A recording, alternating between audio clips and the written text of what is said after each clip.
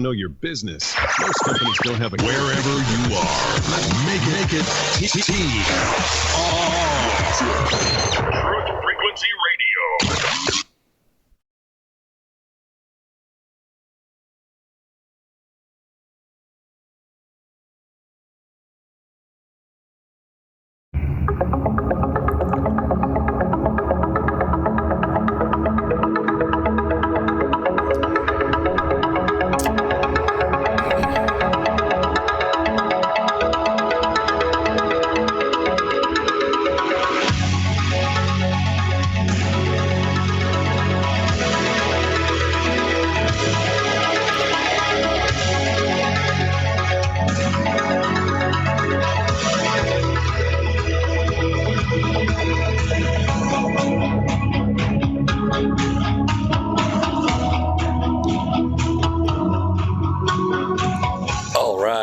Greetings, everyone. Welcome to X Squared Radio. We're coming to you live from an undisclosed location east of the Appalachian Mountains. This is where the past meets the future. In here, the results are always positive. We might go a little past your imagination, but have no fear, you will be safely traveling with us. Wow, we have so much to go over tonight, and we are on the Truth Frequency Radio Network. This is where the Truth Freaks hang out, and we are not afraid to let our Truth Freak flag fly. We are streaming from the America Free Radio studios, and we are also on YouTube Live. So if you're listening by audio, by phone, or by the website at tfrlive.com, you can always flip on the YouTube Live and watch that as well. And don't forget, our phone lines are always open, 213-233-3998. It's right there on the front of the screen if you're listening by YouTube. And it's a 213-233-3998. We're letting the chat room and YouTube populate right now.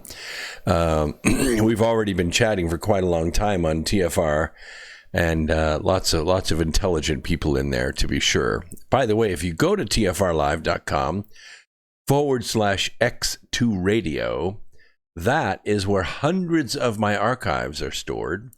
So if you like tonight's program, you can always go back and listen to more, and every single one of them is good. And you can sign up right there. It's easy to do for about the price of, a cup of coffee. And that way, you can listen to the excellent programming while you're working on your favorite project. I do. It's fun. All kinds of good hosts here. So let's get right to it, because we have a lot to go over. First, let me give you my Religion of Peace report.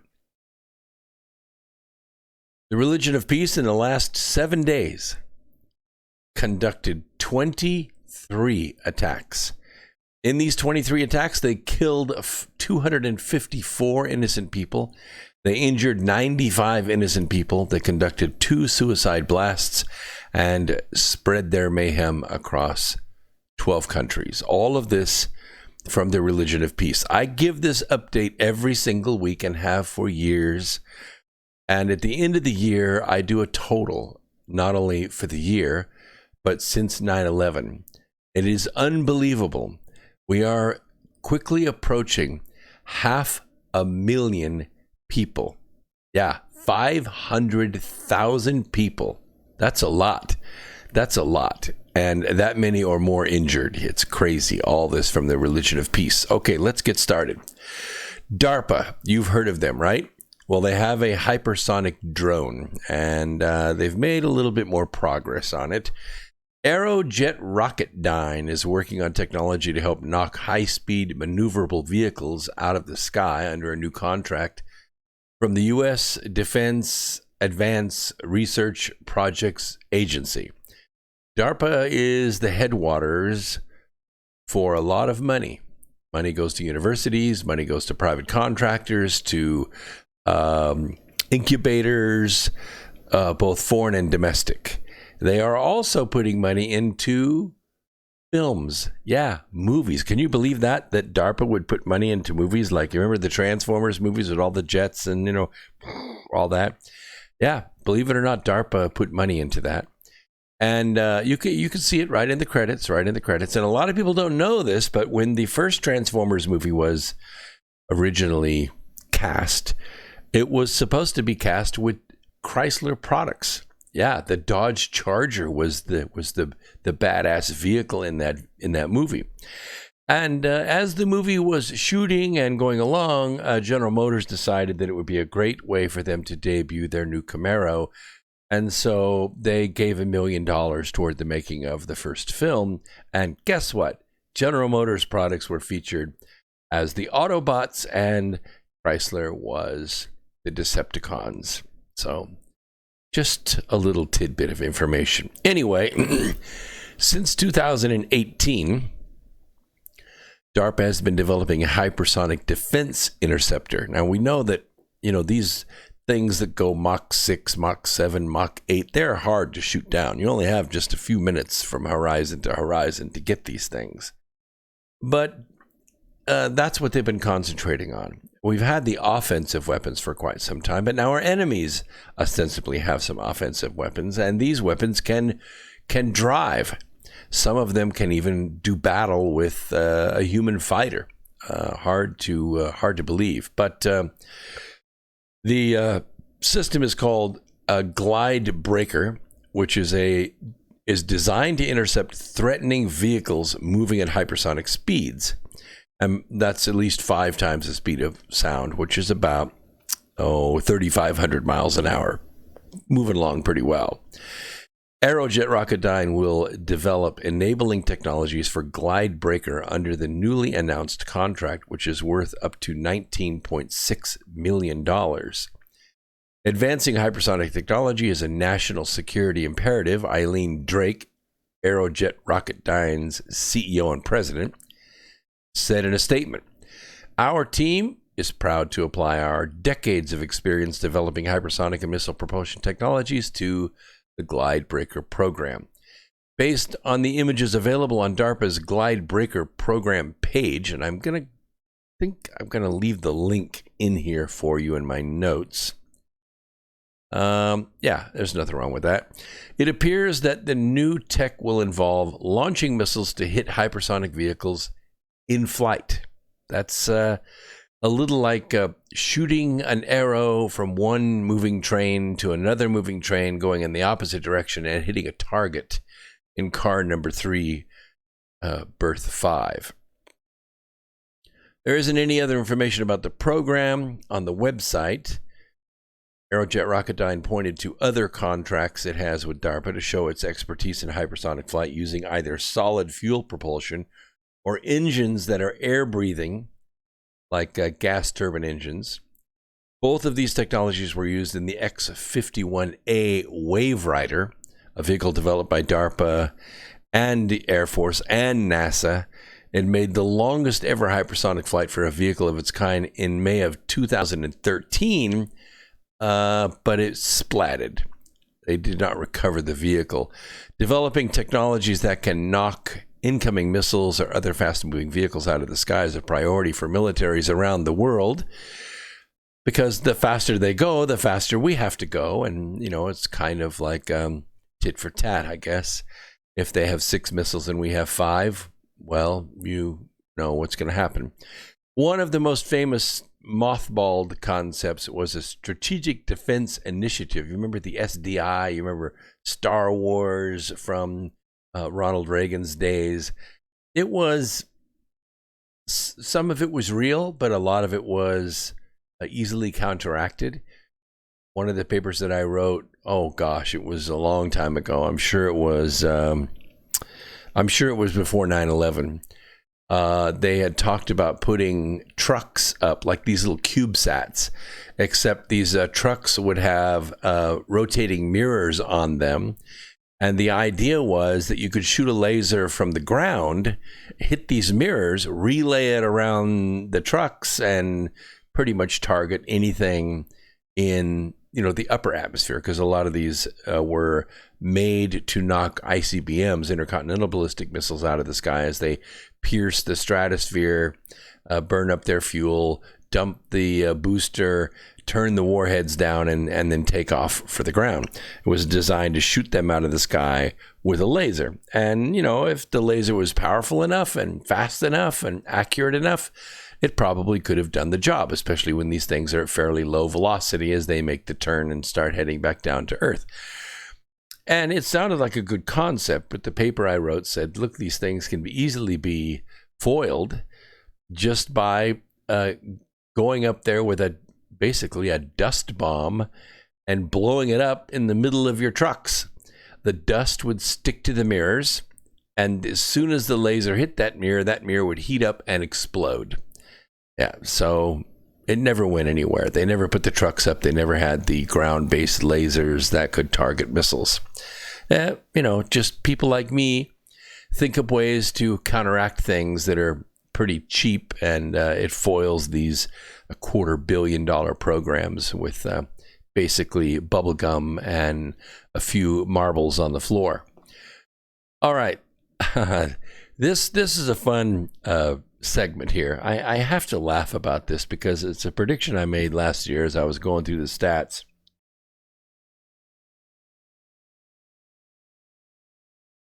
One of the things that's interesting about elections are all the shenanigans that go on behind the scenes. And, communications one way or another, a snagged email here, a note here, a tweet there. And you realize that there are individuals that are changing the game that were not really predicted when they were putting together the campaign or their strategies or even the tactical moves that they make for a campaign. And one of those unseen things was a gentleman named Brendan Straka. You've probably heard the name, right? He's a gay man and he was Democrat for his whole life. And evidently what happened was he started to step back from this with his family and take a look at this. And he got to seeing what the tactics, the morals and the goals of the Democrat Party. And he said, hey, this is not my party. I don't lie. I don't do this stuff. This crazy impeachment. I mean, everything about that they were doing at the time just offended him. So he created what he called the Walk Away campaign. That's right. Chat room was pretty sharp out there. By the way, who's Scottish Rose? That's awesome. I haven't seen that name before. That's very cool. Planet X is there and Festus is there. Terry is there. Danny's there. What is that, Pavel? Paved Highway? Oh, Paved Highway. That's pretty good. Truth Frequency News is out there. This is great. Steve, good to see you out there. MG, I couldn't do the show without you. You just have so many bright things to say. Yeah, very cool. Hello, Scottish Rose. Nice name. Nice. Goes with the hat. The point is that Brendan Straka started this Walk Away campaign, and it took, I don't even know what it takes to go viral, but he did. And he made a lot of public appearances, and he started this Walk Away campaign, and other people started to join him. People started to say, hey, you know what? I don't really like this either, so I'm walking away. Next thing you know, it's a stampede. And so I said, I think it was in October or November of last year, I said, I have a feeling that when the Democrats get all wound up, and we really haven't started the campaign per se, we're still in the primary, which is sort of a love fest right at the time the heavy drinking starts. That's kind of what the primary is like. There's a lot of shenanigans going on. You don't really want to attack a person just yet because you don't know if they're going to be the front runner, and you don't want to take out your guns yet. Meanwhile, everybody's doing shots. Every single time they have a debate, it's like, okay, another round of shots, and the debates get weirder and weirder, and the field of candidates goes from about 250 down to about 50, down to about 12. And no, I'm not kidding, 250 candidates. That's not outlandish. Believe me, there are that many presidential candidates every term, but not all of them get on the ballots. They can't raise the money. They don't get the signatures. there's a lot of unknowns and things that go in that as well. People that have the money, or people that have the name recognition, or people that have already a government, position like a senator or a congressman, they have an ability to get publicity because we're buying the postage. They can get their name out there, but average people with the average name, if they don't have a tremendous amount of money or a ground game, they call it, to be able to go to the different states, get on the ground, get the signatures, make the petition, get the application into the state, get it approved. It's a big deal. I mean, not even Obama, got it done. He had to forge a bunch of signatures in the state of Indiana to even get on the ballot. Right? And these are kind of the tactics that they use. Long story short, it was offensive and it broke everybody away. And I said back in November, I think this is going for a brokered convention. Alex Marlow, I don't know if you know who he is. Alex Marlow is the editor-in-chief for Breitbart News. He has a morning program that he normally hosts from 6 to 9 in the morning, Eastern Time, on Sirius XM Patriot 95 and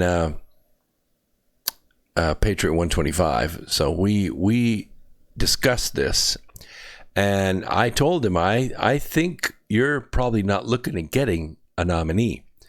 This is probably going to go to a brokered convention. And if it goes to a brokered convention and, it's Katie bar the door, then any candidate can walk in and sweep the delegates. It happened in 1940 when Cactus Jack, who was Roosevelt's vice president, his name was Nance Garner. He was from Texas, but he was a conservative, didn't really agree with everything Roosevelt said. But Roosevelt's terms were up, right? He served 2 terms. It was time for him to, step down. That was the custom back then. And so John Nance Garner was going to run, and his name was on the ballot. And the issue was that he could not get past that halfway point. And so it went to a brokered convention, and at the brokered convention, they pulled some shenanigans.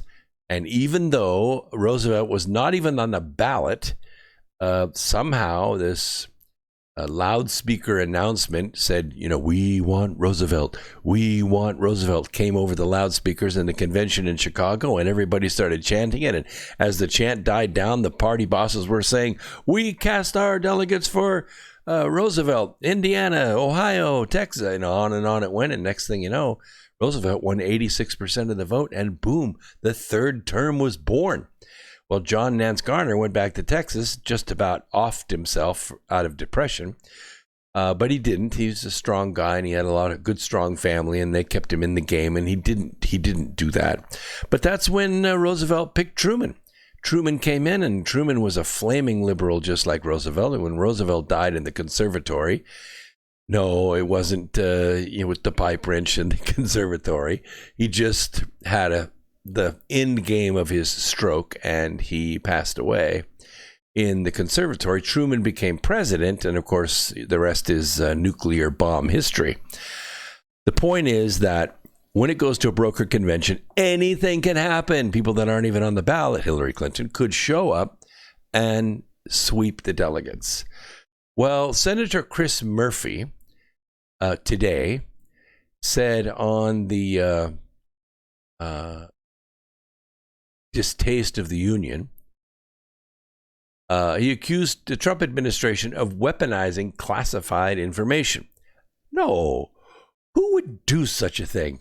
My goodness. We have the most powerful intelligence community in the world, don't we?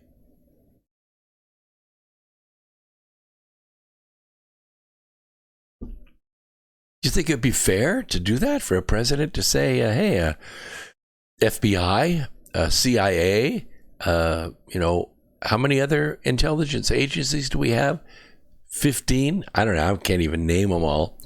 How about if we just consolidated them all and we'll make it all Obama for action?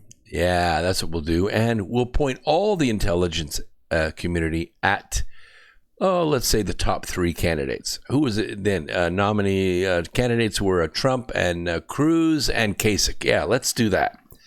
We'll go after all 3 of them, just to be sure. So they put spies in their campaign. And they went after him. And of course, the rest is, Mueller history. But anyway, Senator Murphy said, and I'm going to quote this, I am worried. I am worried about I am quoting, I am worried about the politicization of intelligence by this administration. Where did he get that line? That line must have come out of somebody else's administration. Anyway, the new acting head of intelligence has no background in intel. He is a Trump loyalist. Surely not. And we all worry about this administration controlling massive amounts of intelligence, massive amounts of classified information, and leaking it out to the press when it advantages them. I have never heard of anything so appalling in all of my life. I'll continue the quote. I have been very worried about the kind of information that the Trump administration keeps classified. Close quote. I'll bet you are, Senator. He continues, I quote, there are multiple instances of the Trump administration keeping classified information. Could be politically embarrassing to the president, but it does not hold true. National security classified information. So the weaponized of classified information is something that we are more worried about, especially with the new acting director of intelligence, close quote. I know there's a verb disagreements there. That's not me. That's this quote. Well, get ready for Americans, Senator, because here we come. The global syndicate is in full panic mode now. The Democrat Party has no answer for Senator Bernie Sanders. Sanders, who won the Nevada caucuses decisively on Saturday, also took the overall delegate lead. After sweeping Iowa, New Hampshire, and Nevada, the first time anyone has won the popular vote in the first three primary contests, Sanders is in the pole position in the race for the party's presidential nomination. #walkaway. Are you getting it? Do you see it? It is a prospect that has rattled fellow candidates as well as the party establishment. No kidding. The Atlantic declared this. Efforts to stop Sanders so far have been ineffective and made the party seem out of touch. Really? The party's out of touch? Do tell. This summer, party leaders may be forced to accept the nomination of a man who's not officially a member of the party. It's true. Who won't have won a majority of primary voters and whose agenda is popular with his progressive base, but doesn't have as much support with Democrats as a whole. Former South Bend, Indiana Mayor Little Peter Buttcrack, who finished third in Nevada, warned fellow Democrats that the Democrat socialist from Vermont is unelectable. Really? Senator Sanders believes in an inflexible ideological revolution that leaves out most Democrats, not to mention most Americans. But even if former Vice President Joe Biden wins South Carolina next week, and he's not going to, I'm just a few miles from there right now myself, it ain't happening. It will not be enough to stop Sanders, who will finish second or better. Late entrant little mini Mike Bloomberg has nearly $500 million already, but inspires little confidence. Little, the pun is intended.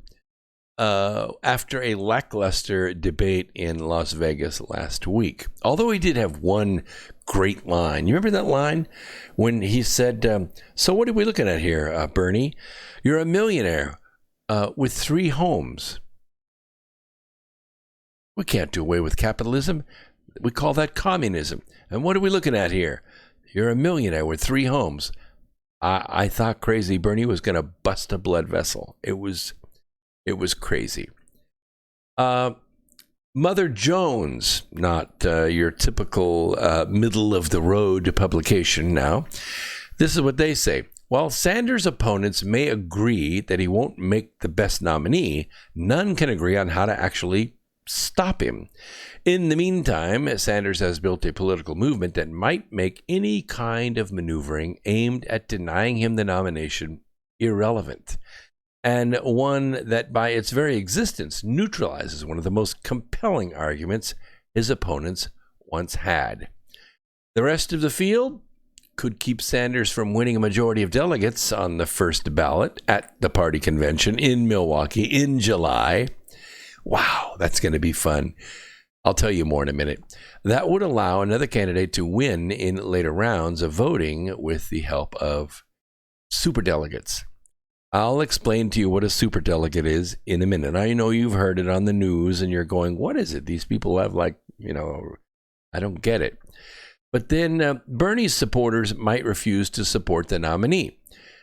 It's true. They wouldn't. They really felt disenfranchised during the Hillary show because at the convention, right, when they all got together, it was actually Hillary operatives that blocked the seats. They reserved all the seats. Like one person would sit in front of 20 seats and say, no, all these seats are reserved. And what happened was Bernie's supporters had nowhere to sit and security wouldn't let them stand. So they threw them out. All those cheers and everything for Bernie never happened because Bernie's people were outside. And that was all other shenanigans that go on at the convention. But then, let's take a quick break. We'll be right back after this. Don't go away. YouTubers, hang out.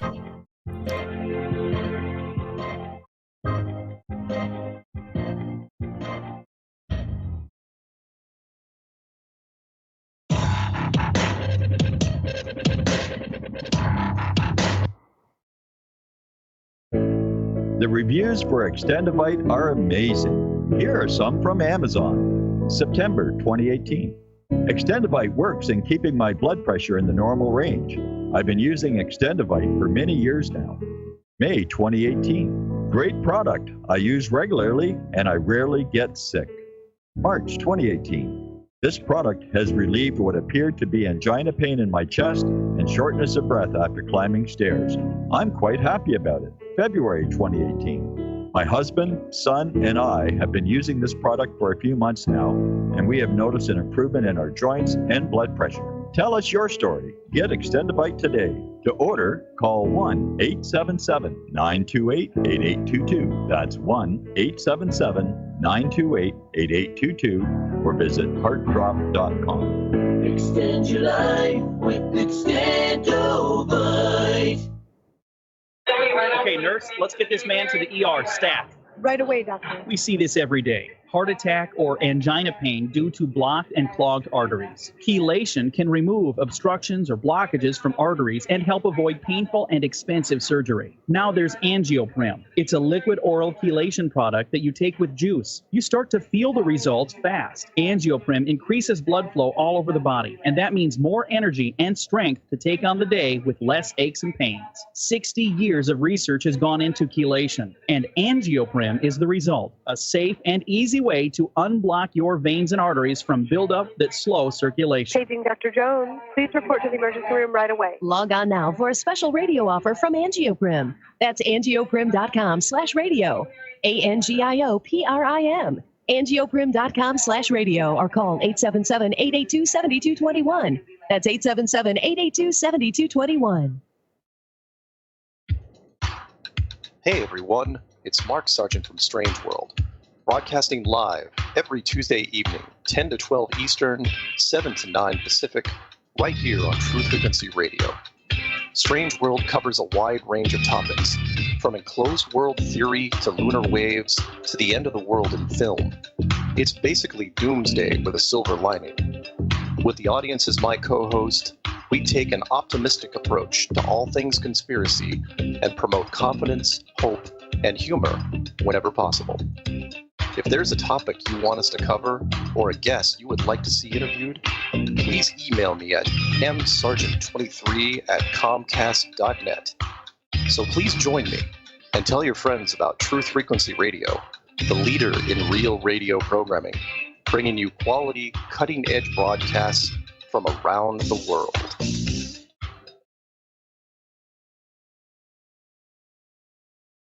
You're listening to the Truth Frequency Radio Network. No hate, no hype, no fear.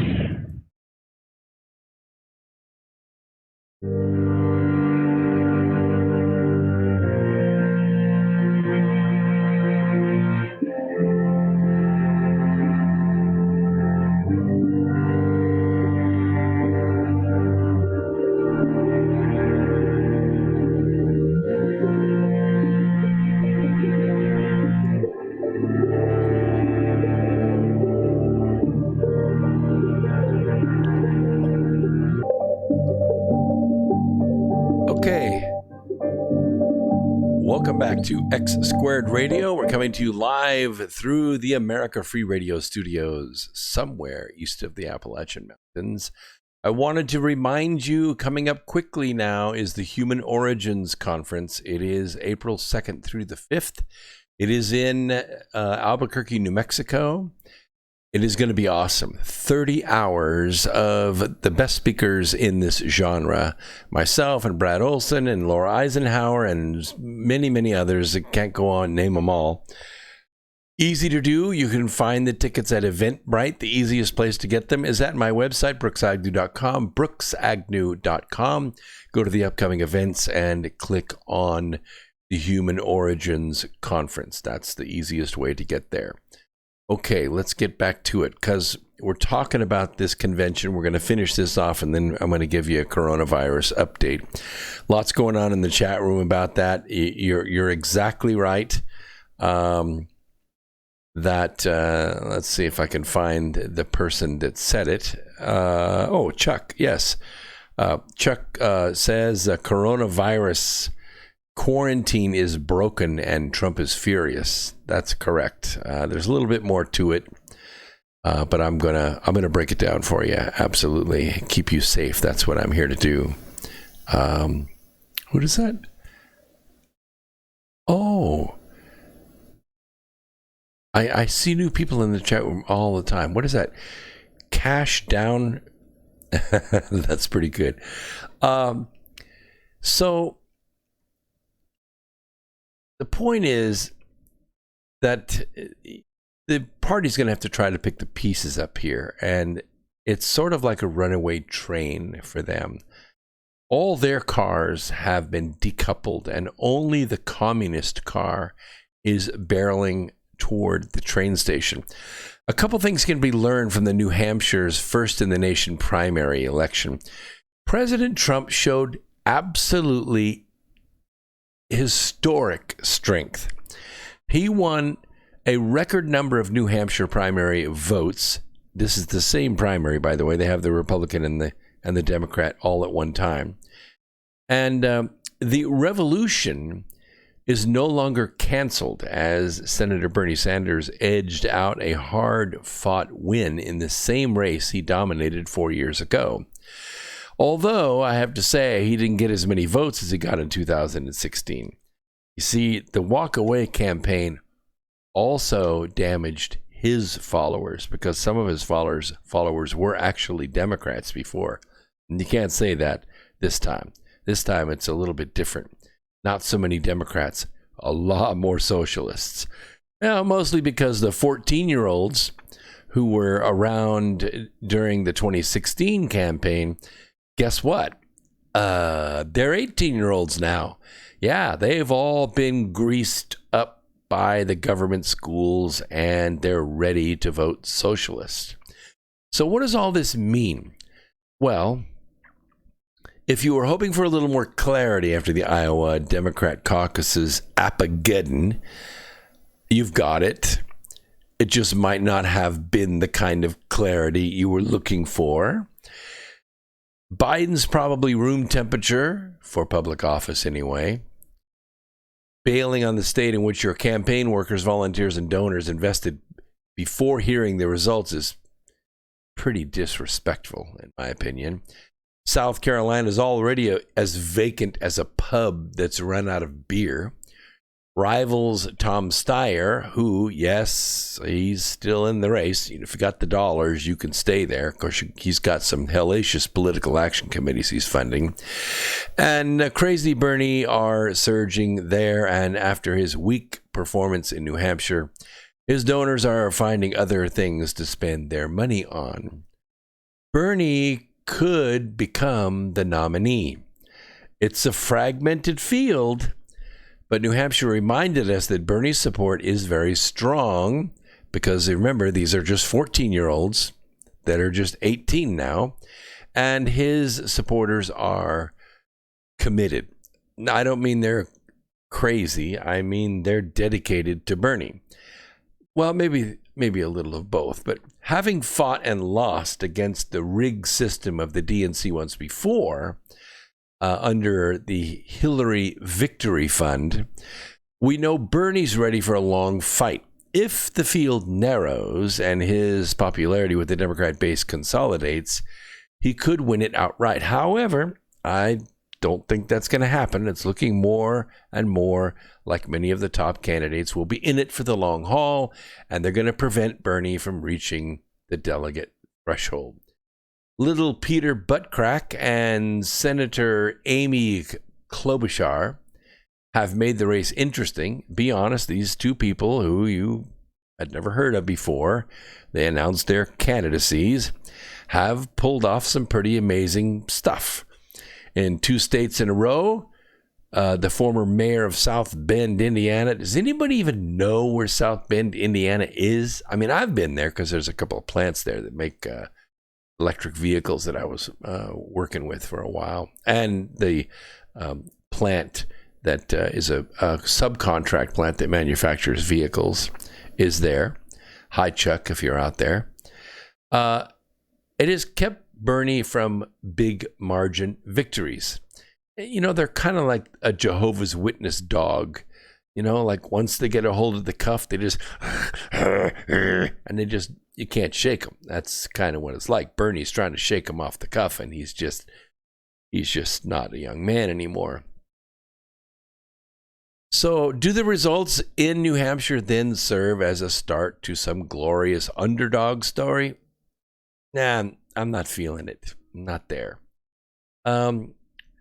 Hiawatha Warren, I'm not gonna. Let's just skip that paragraph. She's done. Mini Mike entered the race on Super Tuesday, or entering the race on Super Tuesday will make it even more muddled. Personally, I don't think his $350 million and counting investment in his candidacy will pay off. I just don't. I think it's sort of like when Ross Perot joined the election, in 1992 when Bill Clinton was running. All it really did is divide up the conservative vote and allow Bill Clinton to win with 43% of the popular vote. It was bad enough being a billionaire in a party that believes that, billionaires are the devil incarnate. But combining that with his tough on crime stance as New York City mayor, his all against the 32-ounce big gulp. And, well, it just goes on and on. This authoritarian stuff like, I don't like this, and so it's not going to happen anymore. I'm going to make my law, my edict. And this is exactly what I predicted last year for the DNC. The walkaway campaign was successful. It was so successful, in fact, that as much as 50% of the Democrats are staying home or they're voting for Trump. What is left behind is the communist meat wagon with millions of people smelling a free lunch. What actually happens if no candidate wins the nomination by convention time? Well, I'm glad you asked, because here's how it works. Okay, there's a little bit of math here, but keep up with me. There are 4,750 total delegates to be committed this primary season in the Democrat Party. 3,979 of them will be pledged to different candidates by voters based on the results of each state's primary or caucus, and 771 of them are what we call superdelegates. These are important elected officials in the Democrat Party who know what's best for the party. They're former governors, former senators, former congressmen, former bureaucrats, especially big money bundlers or big donor organizers. Oh, yeah. These are the people that know what's best for the Democrat Party. They are the ones that have what they're called superdelegates. They can vote any way they want. And they have been paid millions and millions of dollars over the years, ever since the Manila Envelope campaign of the Clintons in 1992. Hey, you got to do something with all that drug money that they're taking into Mena, Arkansas. You remember all that, don't you? Yeah, it was kind of crazy. Barry Seal flying his airplanes down and flying his airplanes back. And they had so much money, every single local bank was stuffed full. They had cash buried in the yard, cash all through their closets and drawers and everything. And the FBI and CIA came in and got it all. Well, almost all of it. The point is that somebody was skimming too, because the state in which all this was happening was Arkansas, and guess who the governor was? The governor was none other than Slick Willie. You think Slick Willie was going to let that operation go on in his state without him getting a piece of it? Oh, think again. And when Slick Willie got up on the debate stage in front of H.W. Bush, H.W. Bush just folded his arms and leaned back and didn't fight. And you know why? Because Bill Clinton had him. He knew all about the drug operation. He'd been siphoning money off of it. And what he did with the cash, stuffed it into manila envelopes and mailed it to superdelegates. So the curly-headed, incompetent governor from Arkansas instantly became the nominee. But here's the deal. If any candidate wins 1,990, that's more than half of the 3,979 delegates pledged through the state primaries and caucuses, that person becomes the nominee. That person's the person that's going to run against Donald Trump. However, if no candidate breaks past this number after every primary contest has been held and after the first convention ballot, because they go round one, you know, then all 4,750 delegates become free agents. They can vote any way they want for any candidate they choose, and it doesn't even have to be the list of candidates that's on the ballot. Sort of like a piñata full of cocaine, and it gets hung up and the candidates start swinging. And when it breaks, the show will be amazing to watch. Can you imagine what that will look like? Mini Mike handing out stacks of cash to delegates on the floor. Little Peter Buttcrack running from delegation to delegation, campaigning like he would be president of his college politics club. China Joe Biden wandering in circles. Alexandria Communist Cortez offering selfies with crazy Bernie. And the superdelegates thinking to themselves how Bernie isn't fit to be the nominee, and maybe watching the side entrance for signs that Hillary might show up after all. I'd buy a ticket to that convention, wouldn't you? It's going to be great. Yeah. Well, the RNC is going to be here in my town, and I'm going. It's going to be awesome. Talk about a Trump rally. This is going to be amazing. I've been to a Trump rally. Went to one down in Houston, Texas. 21,000 people inside, 25,000 people outside. It was the most phenomenal thing I've ever seen in my life. The energy, the love, the acceptance, everything was just boiling in there. It was great. It was great. The governor was there. Senator Ted Cruz was there. Laura Trump was there. It was just good. The only time I've felt a similar energy was in January when I had lunch at the Trump Tower with a friend, and all throughout the building. I took the escalator all the way to the top. It goes all the way, up several floors, up from the one you saw on TV, and back down, and went to the Trump store and, all over the place. And the energy was amazing. Every single person in there was just as excited as a Trump rally. It was very cool. It was very cool. All right, let's do a coronavirus update. by the way, I would like all of you that are on right now, you're sitting there listening on your phone. Maybe that's cool. But if you're listening on your laptop, get your phone, text a friend, because we need about 31 more people on YouTube Live right now. I just want to see this. I want to try and break it. And if you could just get a hold of a friend and say, hey, go to Brooks Agnew's YouTube channel and just listen for 10 minutes. It'll be really cool. We'll set a record. And we might get another listener or two. It'll be good. Coronavirus update. International concern about the spread of coronavirus outside of China grew today with sharp rises in infections in 3 countries. Yes, this was announced today. South Korea, Italy, and Iran. This is not good. This is not good at all. It's a sign that infected people were getting out, and they were getting around before we ever knew we had a show here. South Korea went on high alert after the number of infections surged over 600, with 6 deaths. Italy saw a rise to 132 cases and imposed stringent curbs in parts of the country to try and stop the spread. Iran reported 43 cases with 8 deaths. Ooh, that's a lot. That's pretty high. In China, which has seen the vast majority of the cases because that's where it started, authorities reported 648 new infections, higher than a day earlier, but only 18 were outside of Hubei province. The lowest number outside the epicenter since authorities began publishing a month ago and locked down large parts of the country. In other words, nobody don't move nowhere. President Xi said that while measures to deal with the virus had been effective, the battle to contain it was still at a crucial stage.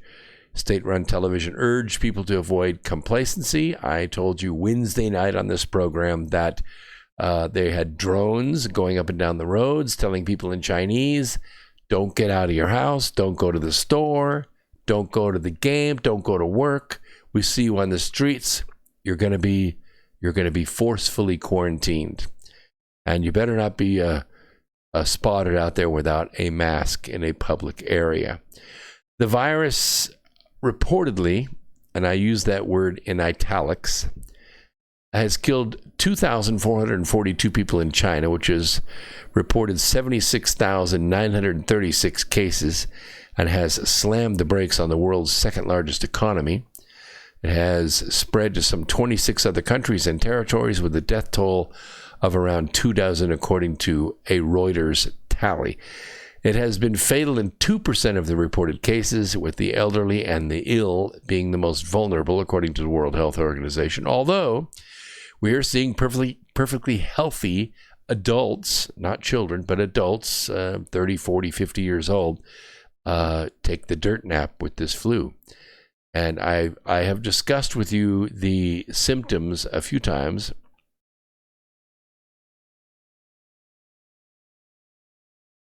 The mechanism for this flu is it creates a very thick mucus in the lungs. It's very hard to expect, that is to cough up. And underneath this mucus grows pneumococci, which is the little grape cluster bacteria. And this bacteria is very hard to get to with steroids or anything like that that you can inhale, because it's underneath this thick layer of gooey mucus that won't come up. It sticks to the lining of the lungs.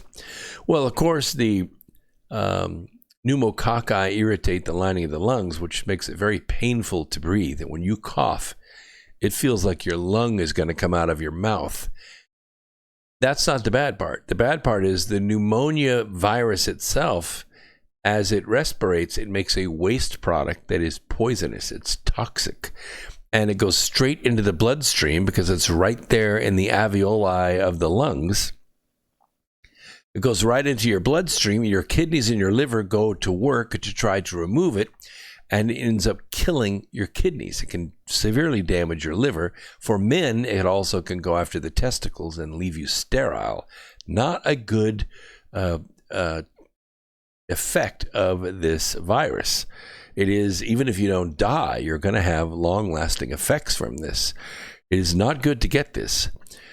The issues with this is we now know beyond any shadow of a doubt that this is a bioweapon. It was a designed virus. It's not natural. It didn't break out the way the flu normally breaks out. The flu normally breaks out in 6 or 7 cities simultaneously, and it has a very short gestation period. That is to say, you're exposed to the flu, and usually within 24 to 36 hours, you're already showing symptoms. You've got a little fever, you've got a cough, you've got a sore throat, you've got some body aches that go with it. And next thing you know, you have full-on flu. And 100,000 people a year die of this flu, just a regular old everyday run-of-the-mill flu. Not even a swine flu or avian flu or anything like that, just a regular old flu. People die of it because it really stresses the physiology of the human body. And if you're weak, old, or susceptible to weakness from a prolonged illness, you could die. A lot of people do. But it usually gets everybody, little kids and old people, and over 60 years old, you can get pneumonia and die pretty easily. So patient 31 who attended services at this church, health officials reported 169 new infections, bringing the total to 602, having doubled down from Friday to Saturday. That's just 2 days ago. More than half of the new cases are linked to a church in southeastern city of Daegu. 61-year-old woman who attended services there tested positive for the virus last week. The woman had no recent record of overseas travel. This raised alert level also enabled the government to forcibly prevent public activities and order the temporary closure of schools. South Korea's Yonhap news agency said, although the government gave no intermediate details on what steps could be taken, concern about reach and rapid spread of the coronavirus also grew in Europe and the Middle East. In Italy, schools and universities were closed and some soccer matches postponed in the affected north regions of Lombardy and Veneto. And by the way, that's the country's industrial heartland. So a pandemic there would really, really hurt the GDP of that country. Almost a dozen towns in Lombardy and Veneto, with a combined population of some 50,000, have been effectively placed under quarantine, with locals urged to stay home. Even Iran reported 43 infections, 8 deaths since Tuesday of last week. Saudi Arabia, Kuwait, Iraq, Turkey imposed travel and immigration restrictions on Iran, while Oman on Sunday urged its citizens to steer clear of countries with high infection rates, China, and said arrivals from those nations would be quarantined. The World Health Organization says the virus is severe or critical in only a fifth of infected patients, that's 20%, and mild in the rest. Potential economic impact of the disease was prominent at the meeting of the G20 finance ministers in Riyadh. See, normally what happens with the flu is it isn't alive. It doesn't respirate, and what it does is it makes sort of like a little spaceship. We call that a macrophage, and the macrophage lands on a human cell, injects its DNA material into that cell, and then the cell becomes the factory to make more flu virus. And then that is expelled from the body. By the way, I do have a call that's hanging out here in Santa Fe, New Mexico. Let me just check and see if she's hanging out listening to the program or if she has something on her mind. We got about 2 minutes left in this segment, but I'll bring her on now. Welcome to the program, Santa Fe. What's on your mind? Brooks? Yes. Hello? Yes. Oh, my God. No, I'm listening. Oh, you're I'm just listening, and I'm... Okay. Yeah, I'm just working out and listening. I'm sorry. All right, no problem. I didn't know I had 2 lines on. That's okay. That's thanks. okay. I'll I was just checking. I'll put you back on mute. You're safe out there. Don't worry about it. I'm not going to make you ask a question. There's pressure on Japan, where the government is facing growing questions about whether it's doing enough to counter the virus. Authorities had confirmed 773 cases today. Prime Minister Shinzo Abe instructed government agencies to urgently prepare medical provisions and draft a comprehensive plan to curb the spread. It is wintertime in Japan, and so people aren't out in big crowds. But, it is 89 million people living on an island, so it can be pretty congested. Cities like Tokyo and, are going to have a problem. A third passenger from the virus-infected Diamond Princess cruise ship, Japanese man in his 80s, died today. In South Korea, Catholic churches, and I already read that. Hang on a second. Let me skip down here. U.S. A court temporarily blocked the U.S. government from sending up to 50 people infected with a new virus to Southern California for quarantine. Federal judge issued a temporary restraining order late Friday to halt transportation of anyone who has tested positive for the new coronavirus to Costa Mesa, city of 110,000 people in the heart of Orange County. U.S. District Judge Josephine L. Stanton scheduled a hearing for the issue Monday. Some of those people from that ship I think there were 15 of them. They're at Laughlin Air Force Base in Texas, and they're being quarantined there. They're not showing any signs. They were evacuated from that boat early this week. City officials quickly sought court intervention after learning from... Quick break. We'll be right back. YouTubers, hang out.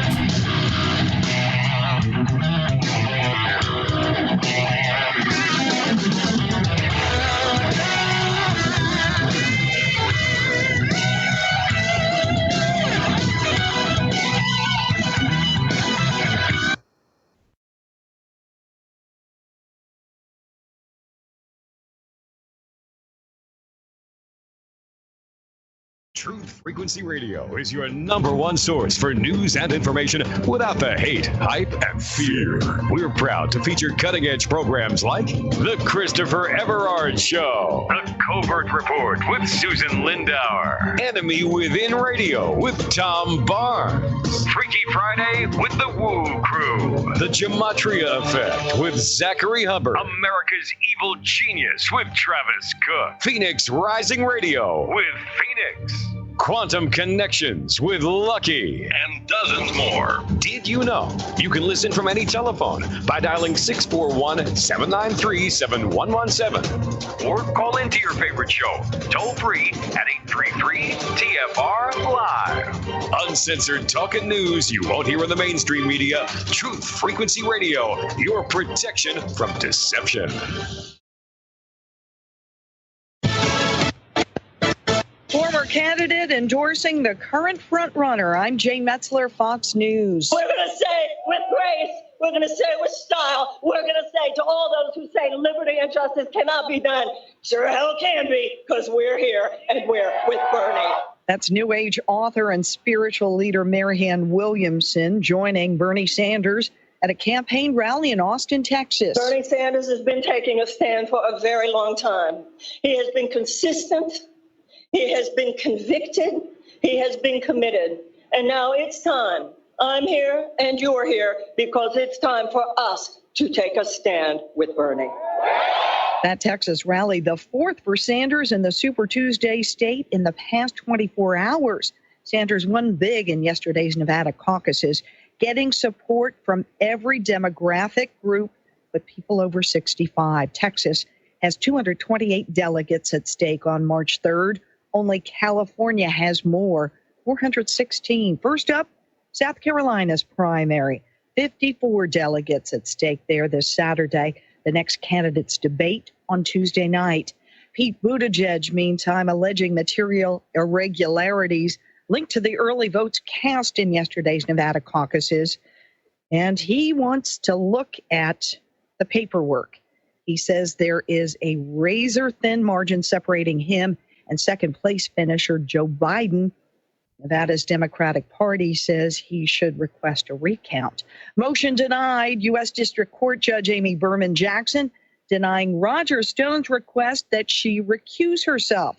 The motion filed nearly a week before she sentenced him to more than 3 years in prison after a jury found him guilty on all 7 felony counts. Stone also wants a new trial. America's listening to Fox. This is the Truth Frequency Radio Network. TFR. Truth Frequency Radio.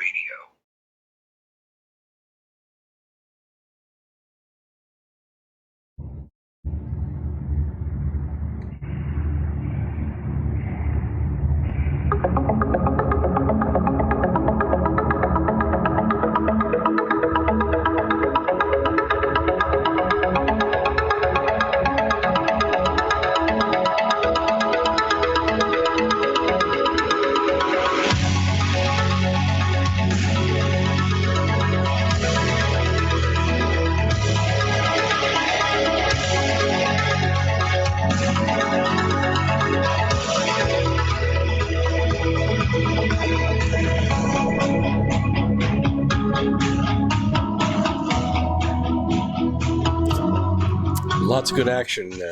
Lots of good action going on in the chat room on YouTube Live. Light Greenleaf had a good point. She said, do you think if the coronavirus really breaks out, you think it could postpone the election? You know, that's a pretty powerful thought. I hadn't really thought about that. I have to give that some more gray matter and see what happens there. You know, I mean, hey, large groups of people getting together, drinking, having a good time, rubbing shoulders. Perfect breeding ground for a virus. I'm not saying anybody would deliberately target another party, but you never know. You never know. I want to let everybody know about the webinars. March 7th is going to be the last first class in the spring. We will resume after we get done with the travel schedule. It's pretty intense.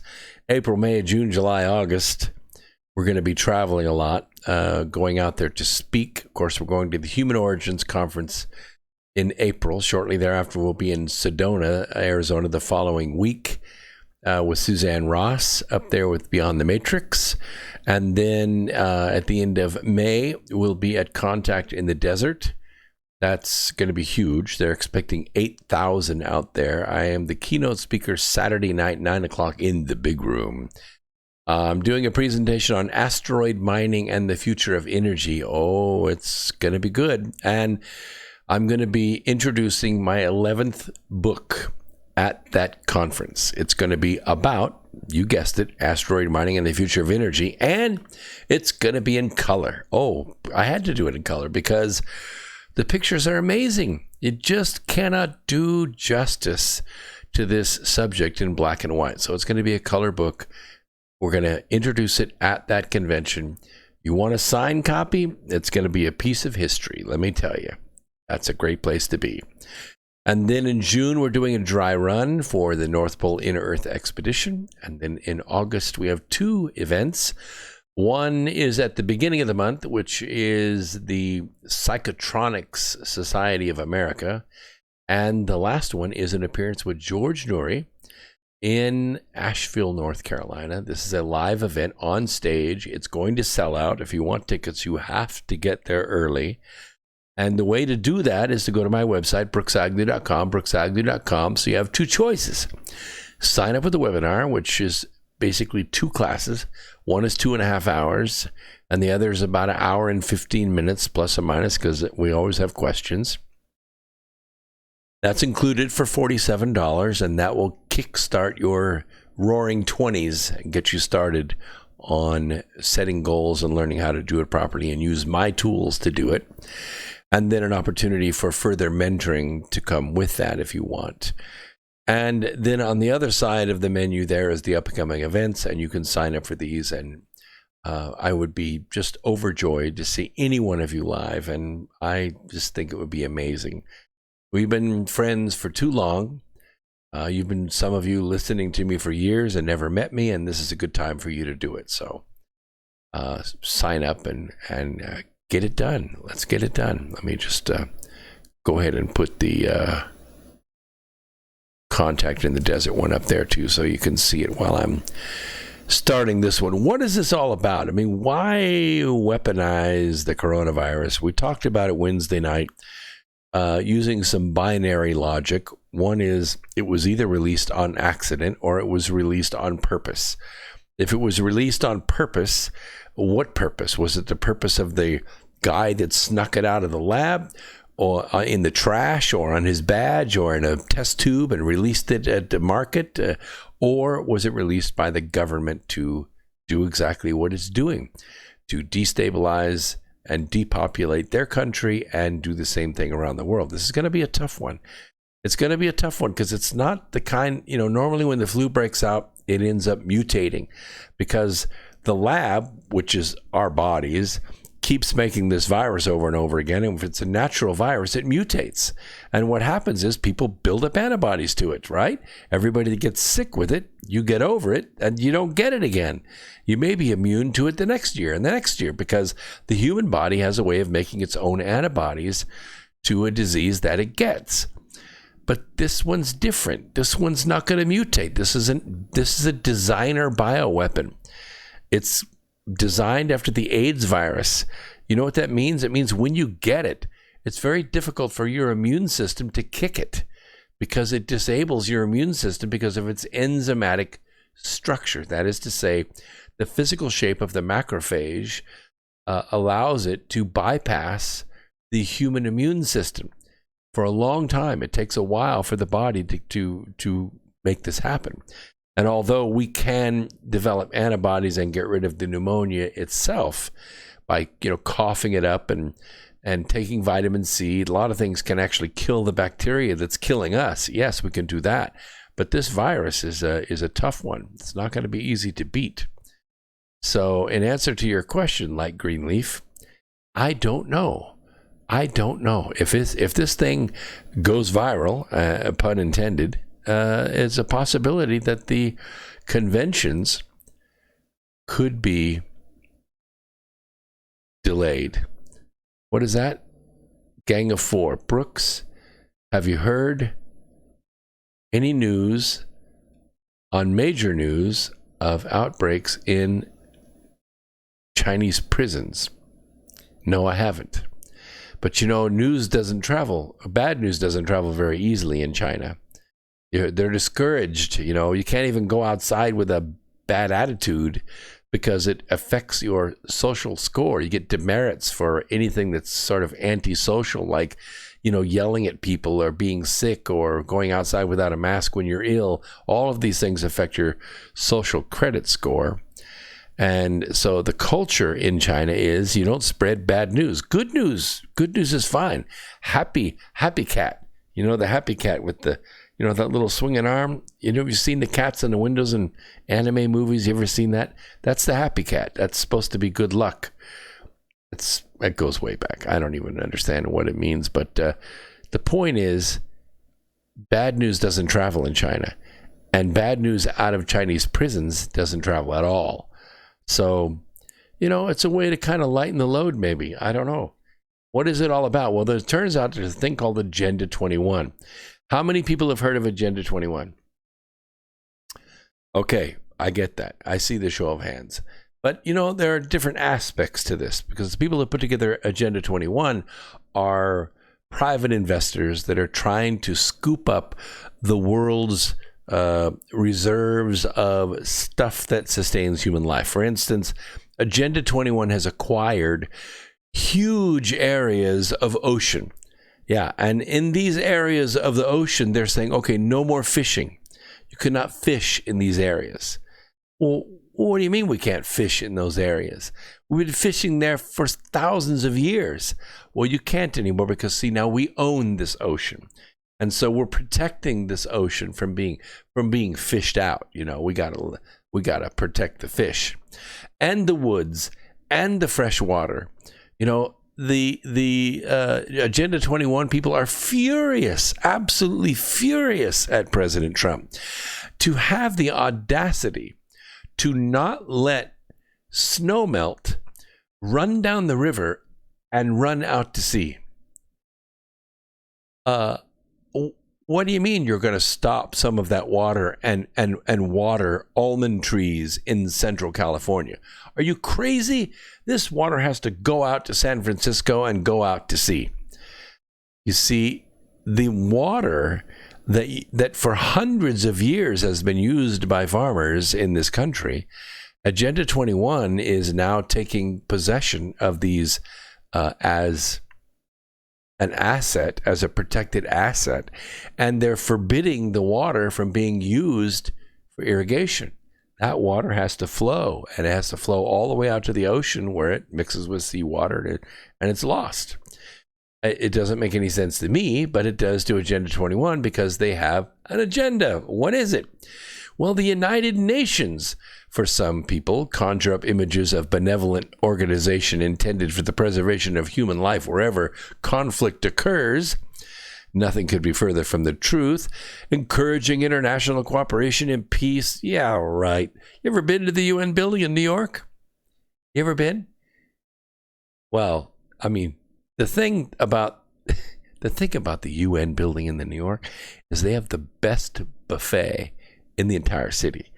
No, I'm not kidding. It's like, Brazilian restaurant, 5-star chefs, the best wines, the best food. Oh, it's the most unbelievable. It's a multi-million-dollar buffet. And this is why the UN delegates come from all over the world. They come to pig out.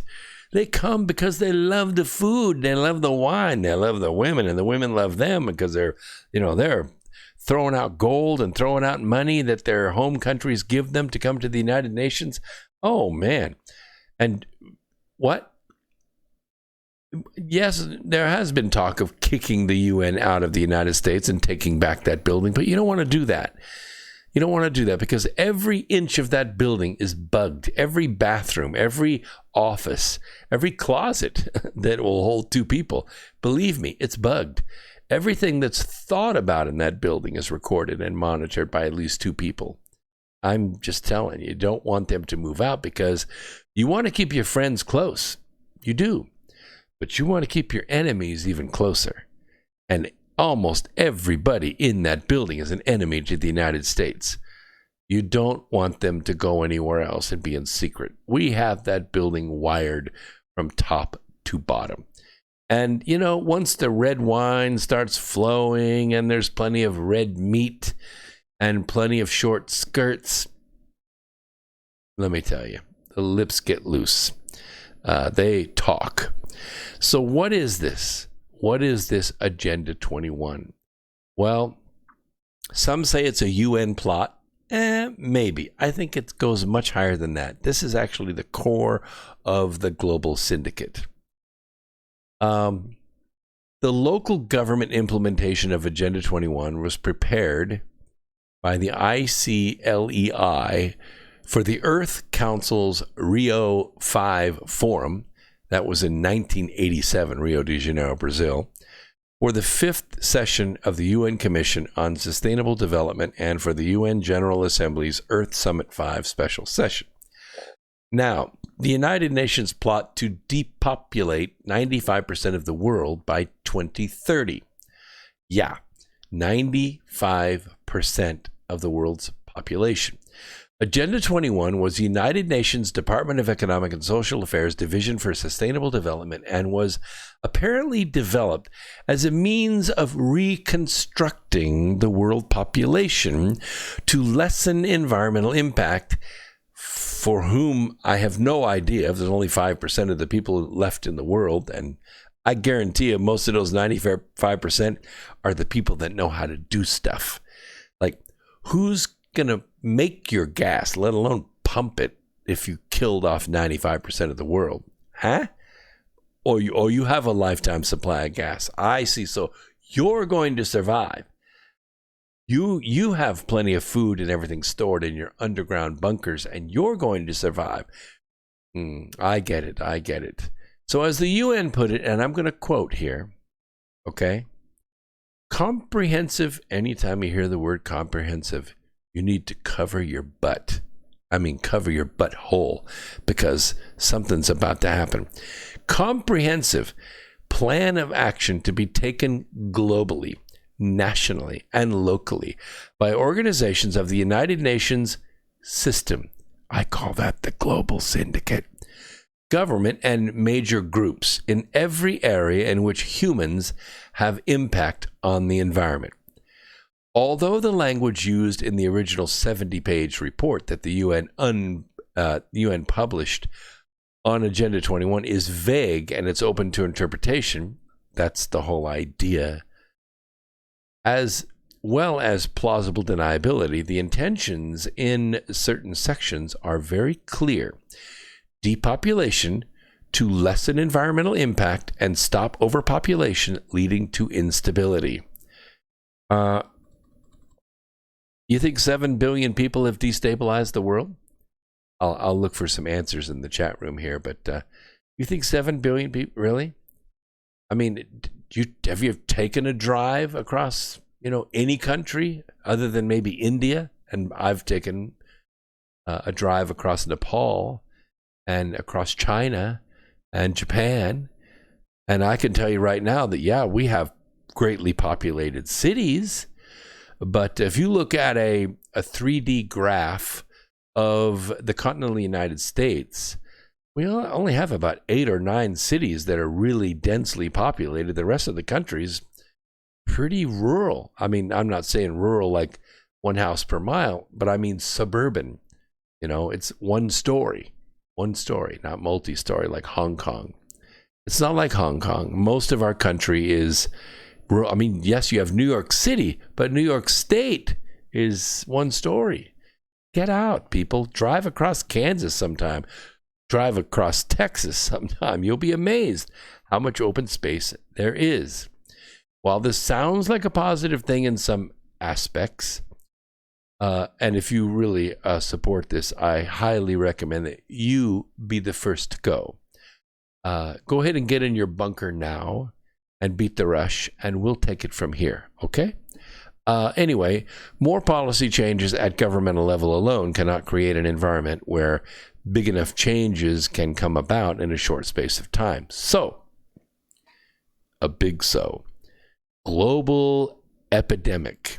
Yeah, a huge scale depopulation on a short scale. To achieve such huge scale depopulation with a relatively short deadline, the actions taken would have to be drastic. Either a war, which can certainly do it, although wars haven't been all that devastating. The war that killed the most Americans was the American War, was a civil war. 1 million Americans died in one time. I mean, crazy. 1 million Americans.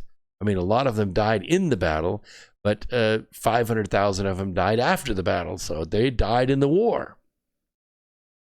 A world war, yes, that could do it, but you'd have to use weapons of mass destruction, to really depopulate the planet. Otherwise, only soldiers die, right? Unless you happen to be under the B-52s at the time. But a global epidemic, you see, yeah, some kind of widespread starvation, like a plague that wiped out the crops or killed off the bees or something like that. No, we couldn't do that because that would harm something other than humans, wouldn't it? The idea also raises the question in which 5% of the global population would be saved. Which 5%? Well, theirs, of course. Would these be those strong and hardy individuals that know how to do stuff? They know how to refine gas, and they know how to mine and smelt steel. They know how to fly airplanes. They know how to run a locomotive to deliver goods. They know how to build ships or fish or farm. Well, no. I mean, those people will all be dead. Perhaps the survivors would be, chosen selectively from the elite and the wealthy. Yeah, like a wealthy person's going to farm. Like a wealthy person's going to make Nike tennis shoes. I mean, I like Nike tennis shoes, don't you? Adidas, New Balance. I mean, but who makes the tennis shoes? Oh, well, it's, they're part of the 95%. So you'd have to stock up, I suppose, buy a few Academy Sports stores. And those who wake up to this evil reality will be imprisoned in FEMA camps before their death. And is that what they're being built for? I mean, whether such a plan could ever actually be successful is another matter. And success would be horrible. I mean, it would take years to bury the dead, years. Plans of this size and scope would require the collusion and agreement of virtually every first world government in the world. That's why it's called the global syndicate, dumbass. To not mention that the number of resources and effort that would have to go into keeping something like this covered up would be astronomical. Oops, the cat's out of the bag. It got out of the bag on America Free Radio. What the hell are we going to do now? Everyone knows. Well, as it turns out, this corona leak may have happened sometime after Thanksgiving. So they did manage to keep it covered up until, well, people started dying. At an emergency meeting in Beijing, which was held a week ago Friday, President Xi spoke about the need to contain the coronavirus and set up a system to prevent similar epidemics in the future. A national system to control biosecurity risks must be put in place to protect the people's health, Xi said. She didn't actually admit that the coronavirus, now devastating large swaths of China, had escaped from one of the country's bioresearch labs in Wuhan, which is, by the way, where the bioresearch lab is. But the very next day, evidence emerged suggesting that this is precisely what happened, just like they said on America Free Radio. Instructions on strengthening biosecurity management in microbiology labs that handle advanced viruses like the novel coronavirus. The thing is, how about not making the stuff in the first place? Huh? You ever think about that? No, I don't think you did.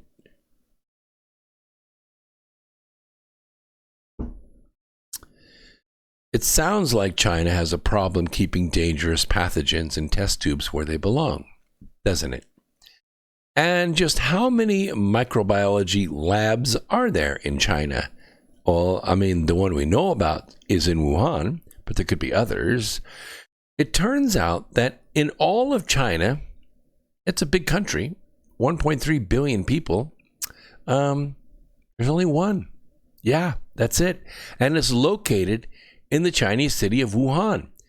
It happens to be, coincidentally, the epicenter of the virus. Oops. China's only level 4 microbiology lab that is equipped to handle deadly coronaviruses, called the National Biosafety Laboratory, is part of the Wuhan Institute of Virology. How about that? A member of the medical staff, several of them have already died. And what's more, the People's Liberation Army's top expert in biological warfare, he's a major general, his name is Chen Wei, was dispatched to Wuhan at the end of January to help with the effort to contain the outbreak. And he had all resources at his disposal. According to the PLA Daily, General Chen has been researching coronaviruses since the SARS outbreak of 2003. It actually broke out in 2002, but who's counting? As well as the Ebola and anthrax. This would not be her first trip to Wuhan Institute of Virology either, since it was one of only 2 bioweapons research labs in all of China, but this is the only level 4 one. Does that suggest to you that the coronavirus, now known as SARS-CoV-2, may have escaped from that lab? Yeah. And Major General Chen's job is to try to put the genie back in the bottle. Add to this China's history of similar incidents. SARS may have also been a bioweapon that escaped twice from Beijing lab, where it was and probably is being used in experiments. Both man-made epidemics were quickly contained, but neither would have happened at all if proper safety precautions had been taken. And then there's this little known fact. Some Chinese researchers are in the habit of selling their laboratory animals to street vendors after they finished experimenting on them. Yeah. Special rat just for you. You heard me right. Instead of properly disposing of infected animals by cremation, as the law requires, they're selling the pigs for a little extra cash. In some cases, a lot of extra cash. One Beijing researcher who's now in jail made $1 million selling his monkeys and rats on the live animal market, where they eventually wound up in somebody's stew. Yeah. Also fueling suspicions in the series of increasingly lame excuses offered by the Chinese authorities as people began to sicken and die. The first blamed a seafood market not far from the Institute of Virology. That turned out to be a joke. I don't buy any of that. Turns out that snakes don't carry coronavirus and that bats aren't sold at a seafood market. Neither are pangolins, for that matter, an endangered species valued as their scales as much as for their meat.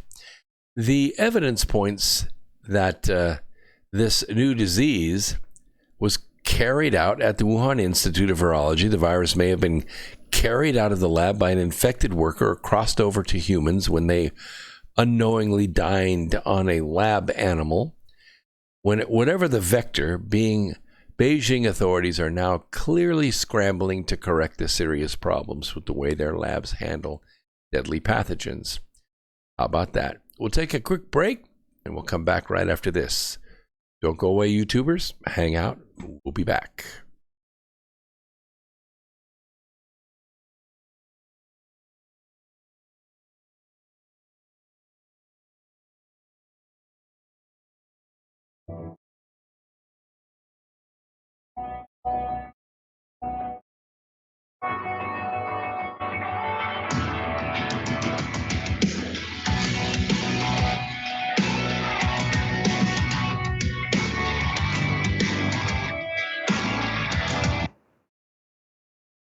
It's amazing how people have been raving about iLife all over Facebook.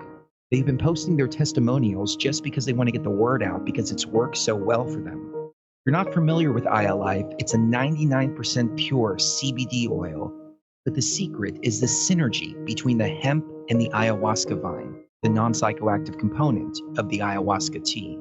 We recently received an email from a wife whose husband has Parkinson's.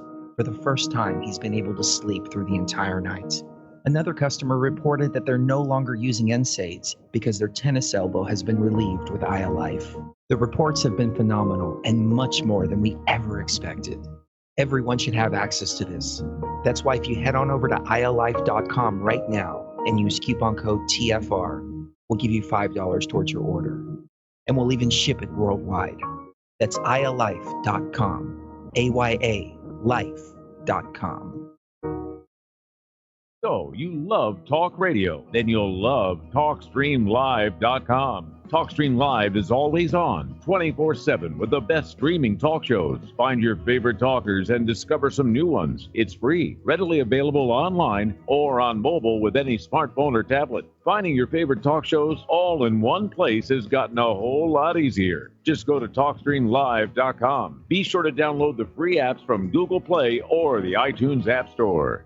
If you have hard water, the Lime Scale not only leaves white spots, it clogs pipes and breaks down appliances, costing you hundreds of dollars in energy and wear. Eliminate Lime Scale and other water issues like brown staining and bad odors with HydroCare water products, available from Wave Home Solutions. Wave's affordable water systems don't use salts or chemicals. You'll love the way your water tastes, smells, and looks. Satisfaction guaranteed. For more information, go to bestwater123.com. That's bestwater123.com. For 5,000 years, the world was ruled with wooden ships by one man. 242 years ago, a small group of free men crafted a new nation built on liberty and freedom. Global elites have been fighting to destroy this new nation called America ever since. Based on actual events, Charm of Favor tells a true story of how they corrupted the election system. They infiltrated federal agencies and murdered witnesses, judges, and even presidents to keep from being caught.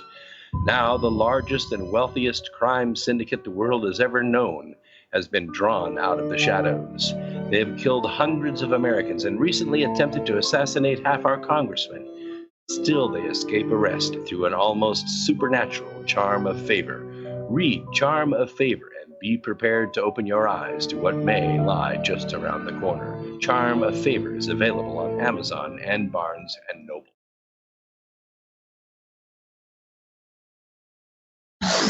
No hate, no hype, no fear. We are EFR, your protection from deception.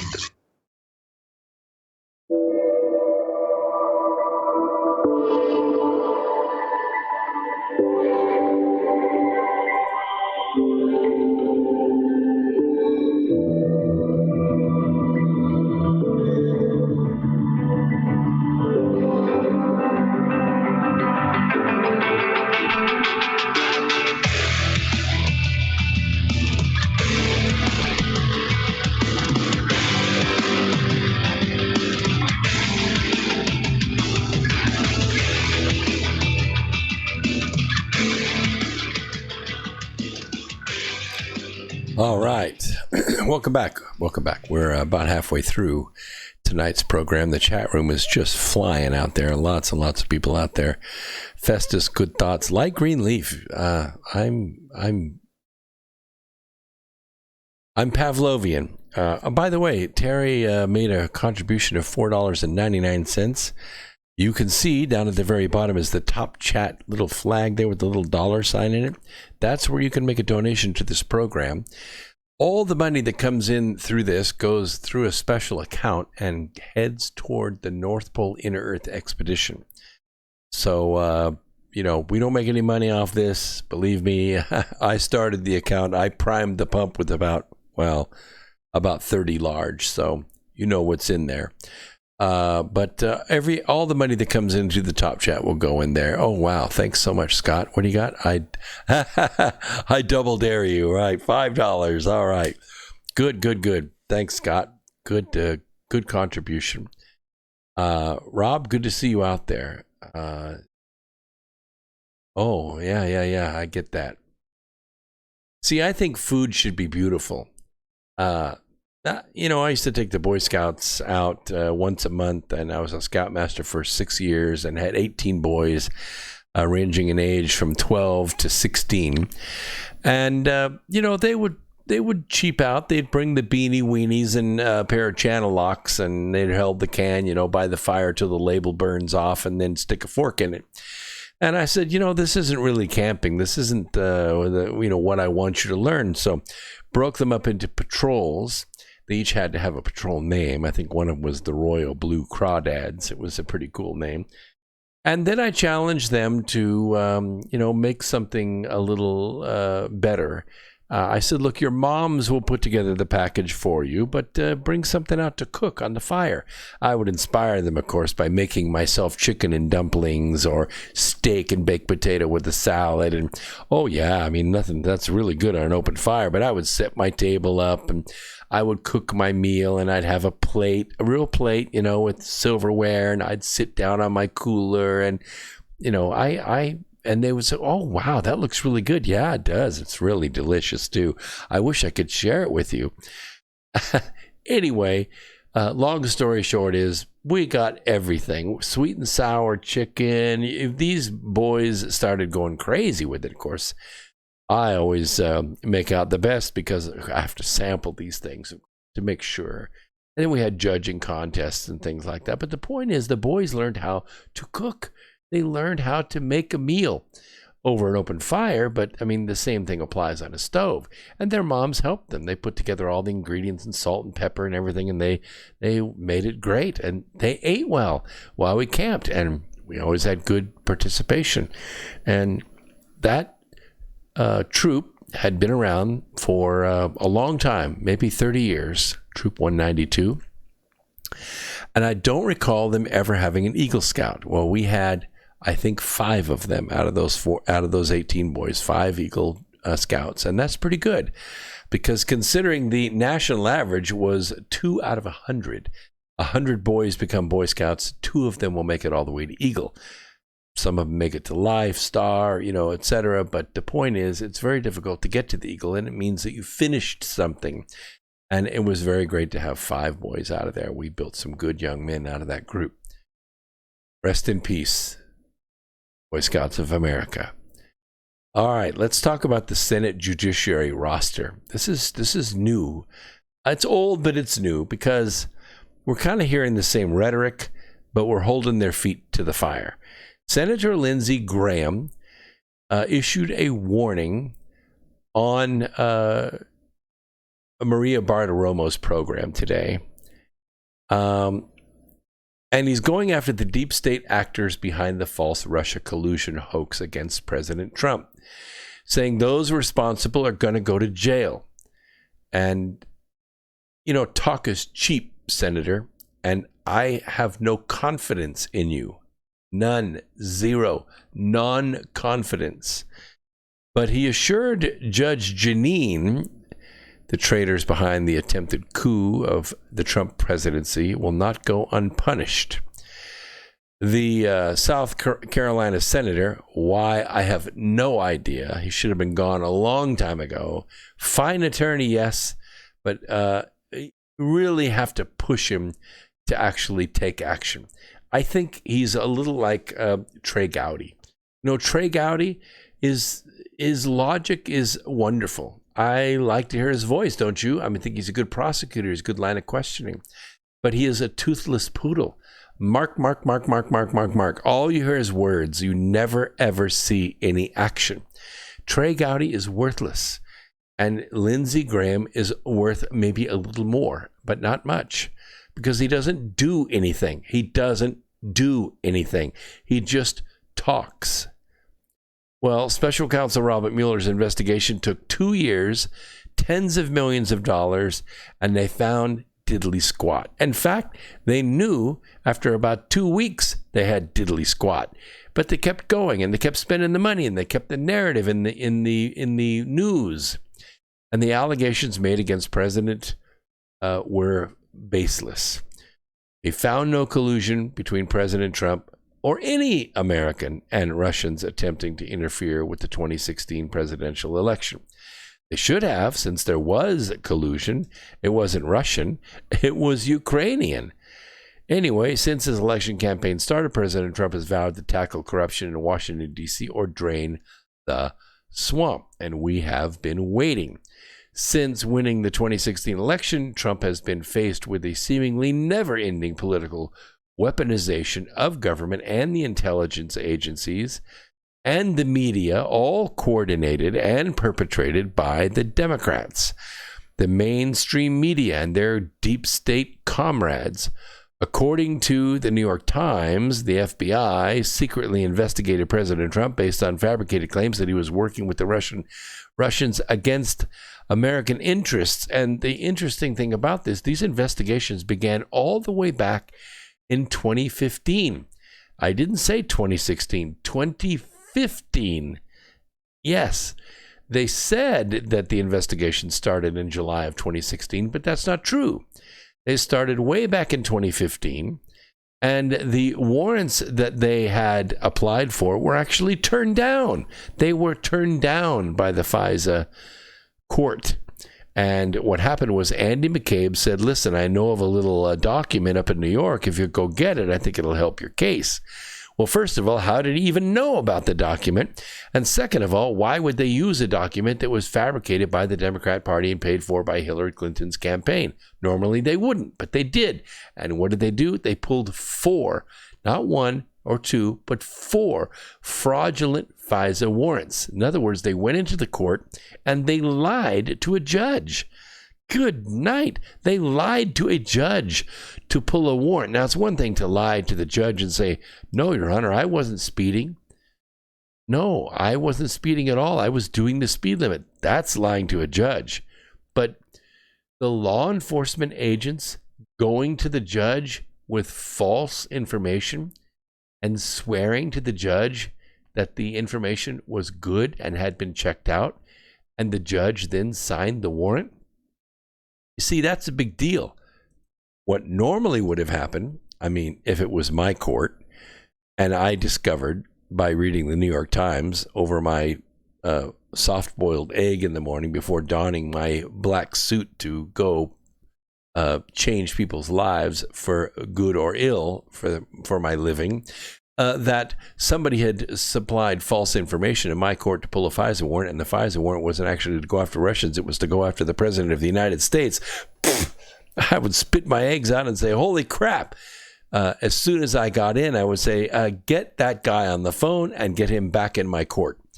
I want to find out. I want him to show cause why I don't put his ugly ass in jail for lying to me. You don't come into my court and lie to me. Did that happen? No, it did not. Not one single solitary FISA judge called the FBI or the CIA or Christopher Steele or Stephen Halpern, all these secret agents that they put into the Trump campaign as spies. The judge didn't call any of them in. Didn't even call the author of the rag they're calling the dossier. They use a French name, dossier. It's bullcrap. It's a rag. They didn't call Hillary Clinton in and say, did you pay for this? You see, a judge has the power to put these people in prison for contempt of court, for submitting false information to a court. That's called fraud. So the FBI, including James, Comey Chameleon himself, knew that this Steele rag, the one that was Christopher Steele's, I think the coolest name for a secret agent, by the way. I mean, right out of a Tom Clancy novel, Christopher Steele, great name. Terrible individual. This whole thing was unverified, and they took it to the court 4 separate times to get these very intrusive warrants anyway. The whole foreign investigative system, surveillance court, the whole thing is questionable at best. It's a big violation of the 4th and 10th Amendments against illegal search and seizure and violation of privacy. But we do it because you're not looking at Americans. You're not looking at citizens that are protected by the Constitution. You're looking at foreigners. You're intercepting phone calls from foreign countries that are our enemies, and they happen to be talking to American A or American B or American C, but we don't name those Americans because you're not allowed to disclose who those people are. But they did anyway. They did anyway. And that's the whole issue. That's what needs to be investigated. There are plenty of reasons to question the ethics and the actions and the legality of the FBI under President Obama. One needs only to look at Comey Chameleon's memo from the day of his meeting in the Oval Office with President Obama before he was dispatched to brief then President-elect Trump on only the salacious aspects of this fictitious rag that Christopher Steele was peddling. That purposely set the hook needed for James Clapper or Brennan to leak it to all the media for its explosion into the press. And that's exactly what happened. Clapper was a liar. Brennan was a liar. Rhodes was a liar. Rice was a liar. And they all should go to jail. So, Mr. Graham, when is it going to happen? These rogue deep state actors thought they could get away with impunity during the Obama regime. Well, Hillary didn't get elected, so it all got exposed. So according to Senator Graham, they're about to become acquainted with justice and the law. But I'll believe it when I see it. You know, they said, so when do we see the hearings? When do we see their names? When are they going to be on TV? And you know what Senator Graham said? No, first my staff is going to talk to them. And then I'll look at that, and if I determine any of that, then maybe in 2 weeks, months, a year, whatever, we'll bring them in. You see, it's all talk. It's all talk. And what the American people want is a day of justice. My friend Jordan Sather and all these others, look, all we're looking at here, all we really want is justice. I don't mean, well, yes, I do mean exactly what they did to Roger Stone. Why don't you go to their house at 4 o'clock in the morning, station the press outside, just like you did Roger Stone's house, knock on the door, armed, bring them half naked out into the yard and arrest them, all of them, and take them to jail, and then arraign them. And let's start this process and do it to all of them, and do it tonight. That's not too much to ask, is it? You think that would cause a bunch of riots? I don't think so. These people are criminals, and they need to have their day in court. I totally agree. I agree with the chat room. Everybody's basically saying to me, attorneys have to protect attorneys. I know that's good. What is that? Festus, yes. And judges and everybody in the legal system, no matter what side they're phone defending you, or I don't understand the post, but I get what you're saying. The attorneys are going to protect the attorneys. The judges are going to protect the judges. The point is that the Department of Justice has gotten sick. It has a disease, and it needs to be cut out, and it needs to be incinerated. And once that's done, then the American people will have confidence in the Department of Justice. What makes our nation different than other nations is one thing, very simple: a rule of law. And that rule of law applies to everyone. It applies to everyone from the president down to the postman. Every single person has the same judge. But that isn't what we have. What we have is a two-tiered justice system. One is for the activists and the actors that support the global syndicate. And if you read the Book of Charm, My Favor, you will understand that very clearly. You'll see that we're at war inside of our own country. All the departments, bureaus, administrations, they all have divisions, floor by floor, almost cubicle by cubicle. Some people are with Hydra, and other people's are with Captain America. And so you get the idea. This is very real. It's very real. It's happening. All right, let's talk a little bit about time. Change gears just a little bit. There's a theory out there we do thought experiments all the time as physicists. Some of us are into the math only, but the math does inspire you to look at relationships between forces and constants, and manipulating one formula into another formula using the values to understand deeper relationships. And one of those relationships is time. And time isn't necessarily flat. It's not necessarily curved. Yes, we do want to see Hillary go to jail, but that's a big one. We're just trying to, I guess, live that out, aren't we? We're just trying to survive it. And hopefully, like the Rothschilds or the Rockefellers, they just eventually go away because they get old. But these people just never die. They just never go away. They keep recruiting. The box universe theory describes now. I'm not a big proponent of now. I know, I've been to the esoteric schools, and I understand the logic behind it and the focus of, try not to live in the future, try not to live in the past, focus on the now. But from a physics point of view, if we can't measure it in one way or another, either its speed or its location, hopefully both, but there's always a Heisenberg uncertainty to that. There's no such thing as a now. I don't know how fast now goes. I don't know. I can't locate now in the universe. We can't quantify it. Is it big? Is it small? Well, I mean, my now is pretty big, but most people's nows are, it doesn't make any sense.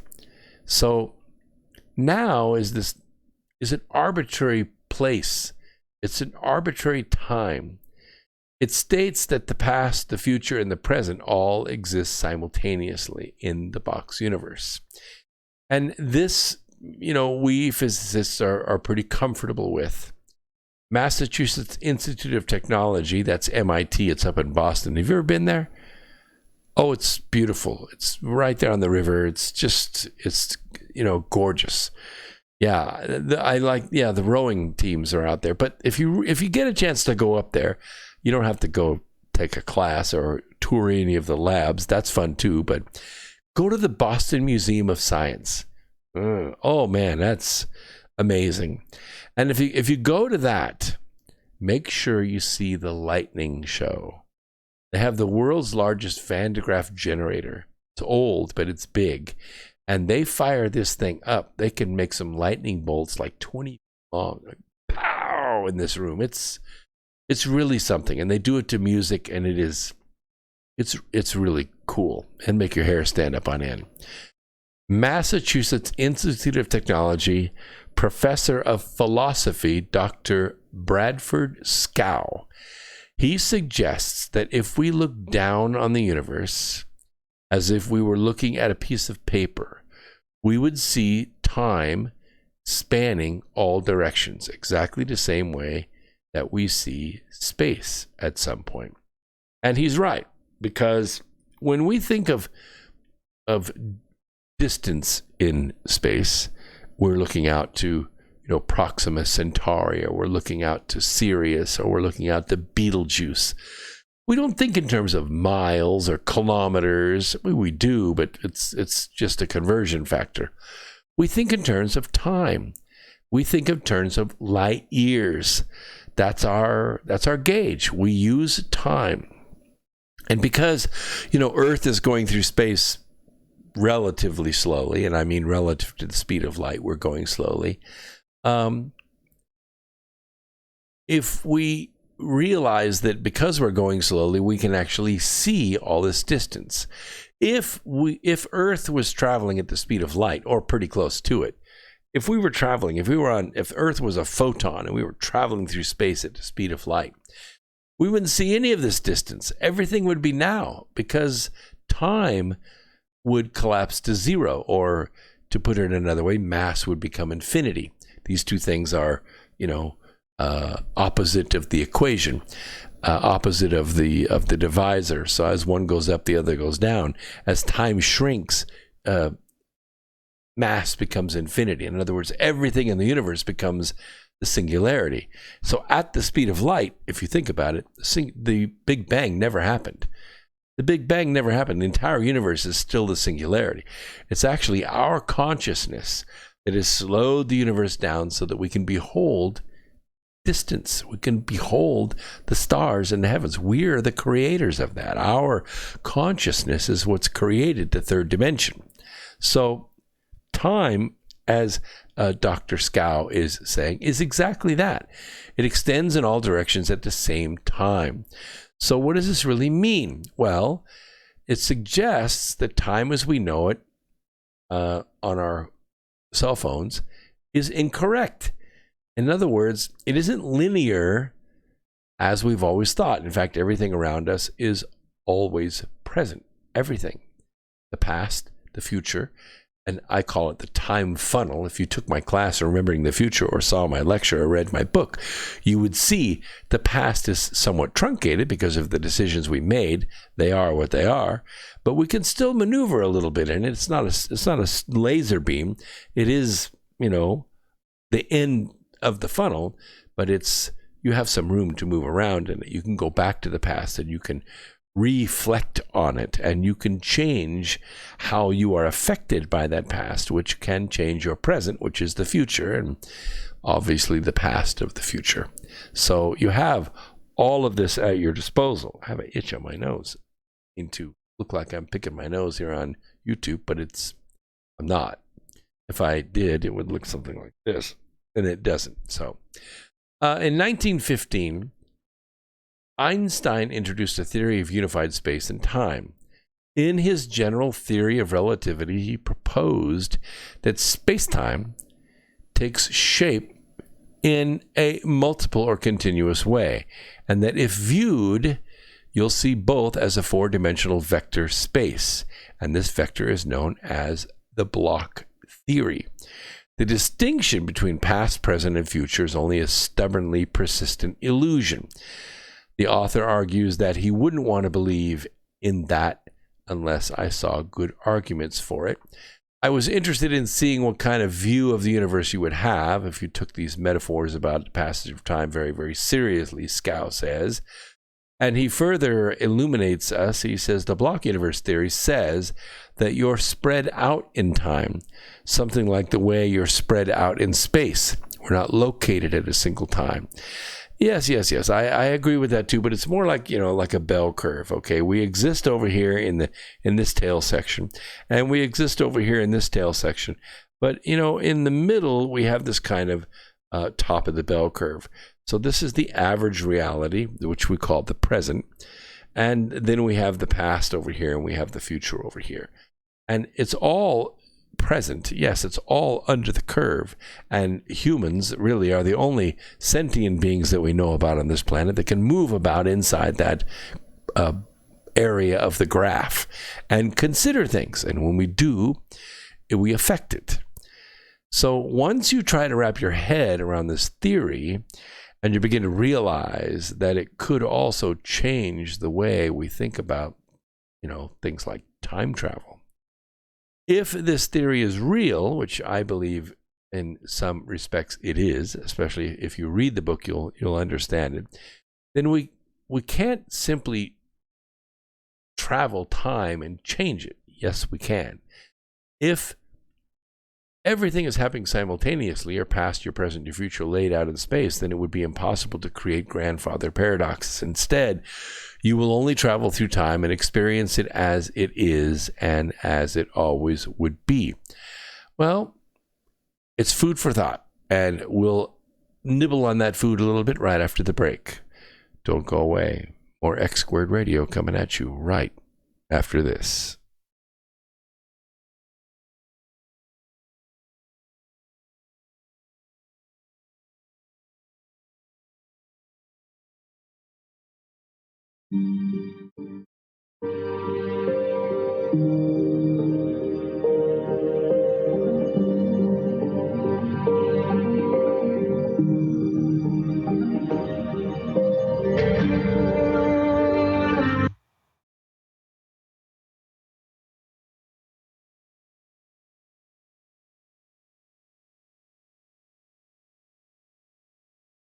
Hi, my name is Ella, and I'm 10 years old. I'm one of the millions of children born to parents suffering from the sheeple virus. Symptoms include the inability to think for oneself, the attention span of a goldfish, and a strong belief in government and the mainstream media. It is estimated that 1 out of every 2 children are being raised by parents infected with the sheeple virus. But there is a cure. For as little as 19 cents per day, you can become a TFR supporter and help children like me get their daily dose of truth. Together, we will make sure every child has protection from deception. The eyes of Texas on Bernie Sanders. I'm Jane Metzler, Fox News. Actually, the eyes of 12,000 people at a rally in Austin on Sanders ahead of the March 3rd Super Tuesday primary in Texas. Sanders telling the crowd, the major problem we face are the limitations of our imagination and what we believe as a nation we can become. Sanders endorsed on stage by former candidate, New Age author Marianne Williamson. Texas has 228 delegates up for grabs on Super Tuesday. Only California has more, 416. 14 states holding Super Tuesday primaries. Also voting, Americans abroad, and American Samoa is holding a caucus. First up, South Carolina's primary this Saturday. 54 delegates at stake there. The candidates debate Tuesday night. Unlike Nevada billionaire Tom Steyer qualifying for this one. He doesn't doubt that Bernie Sanders won yesterday's Nevada caucuses and by a wide margin, but Pete Buttigieg questioning Joe Biden's runner-up status and how the early votes were counted. The Buttigieg campaign sent a memorandum to Nevada Democrats asking to release both the early voting results and in-person totals by precinct, claiming that at some caucus locations, early votes were not used to calculate viability or were allocated to the wrong candidate. Fox's Jackie Heinrich. Party officials say Buttigieg can request a recount. America doesn't need a revolution. TV's Judge Judy may have gone to high school with Bernie Sanders, but she's no fan of his politics, calling America the most perfect country in the world. And those people that are trying to change it and revolutionize it. America's. You are now tuned into the truth frequency. We are TFR. TFR. Truth Frequency Radio.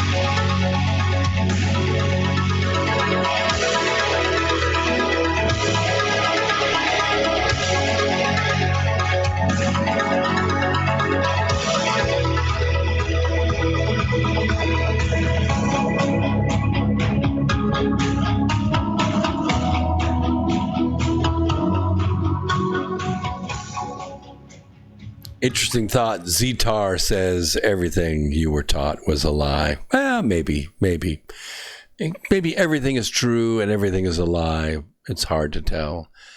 Depends on what side of the road you're on, I suppose, whether you believe in the darkness or believe in the light. You know, the whole idea of time is that it is a perception that only humans can have and only in mortal form.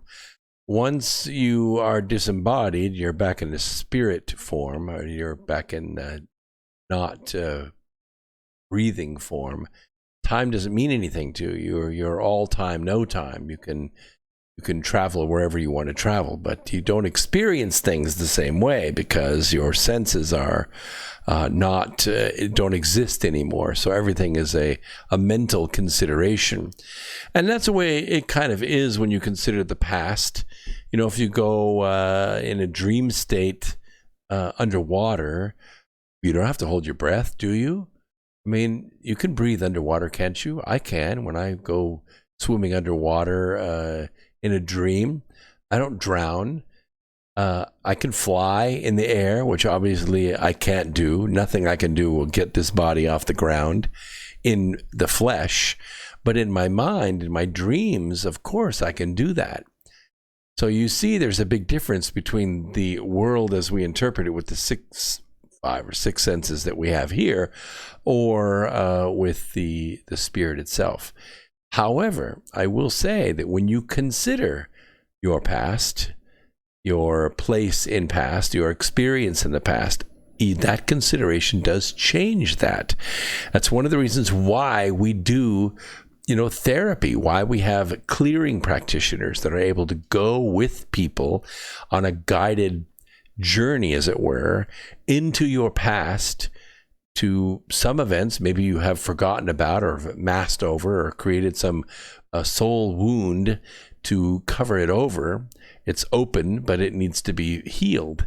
And we go back, we consider that, you come to some resolution about that, and then you move forward in a more healed manner, not able, or at least not having a propensity to repeat that mistake, to repeat that error. A lot of people, I would say almost everyone, creates a habit of failure about themselves. In money, in business, in love, in sex, I mean, we create failure modes for ourselves, and we repeat those over and over and over again. And sometimes we go, I can't do that because I failed, reading in the 4th grade. Hello, you're like 40. Why are you thinking about the 4th grade? You were a failure. Go back to the 4th grade in your mind on a guided tour, if you have to, with the clearing practitioner.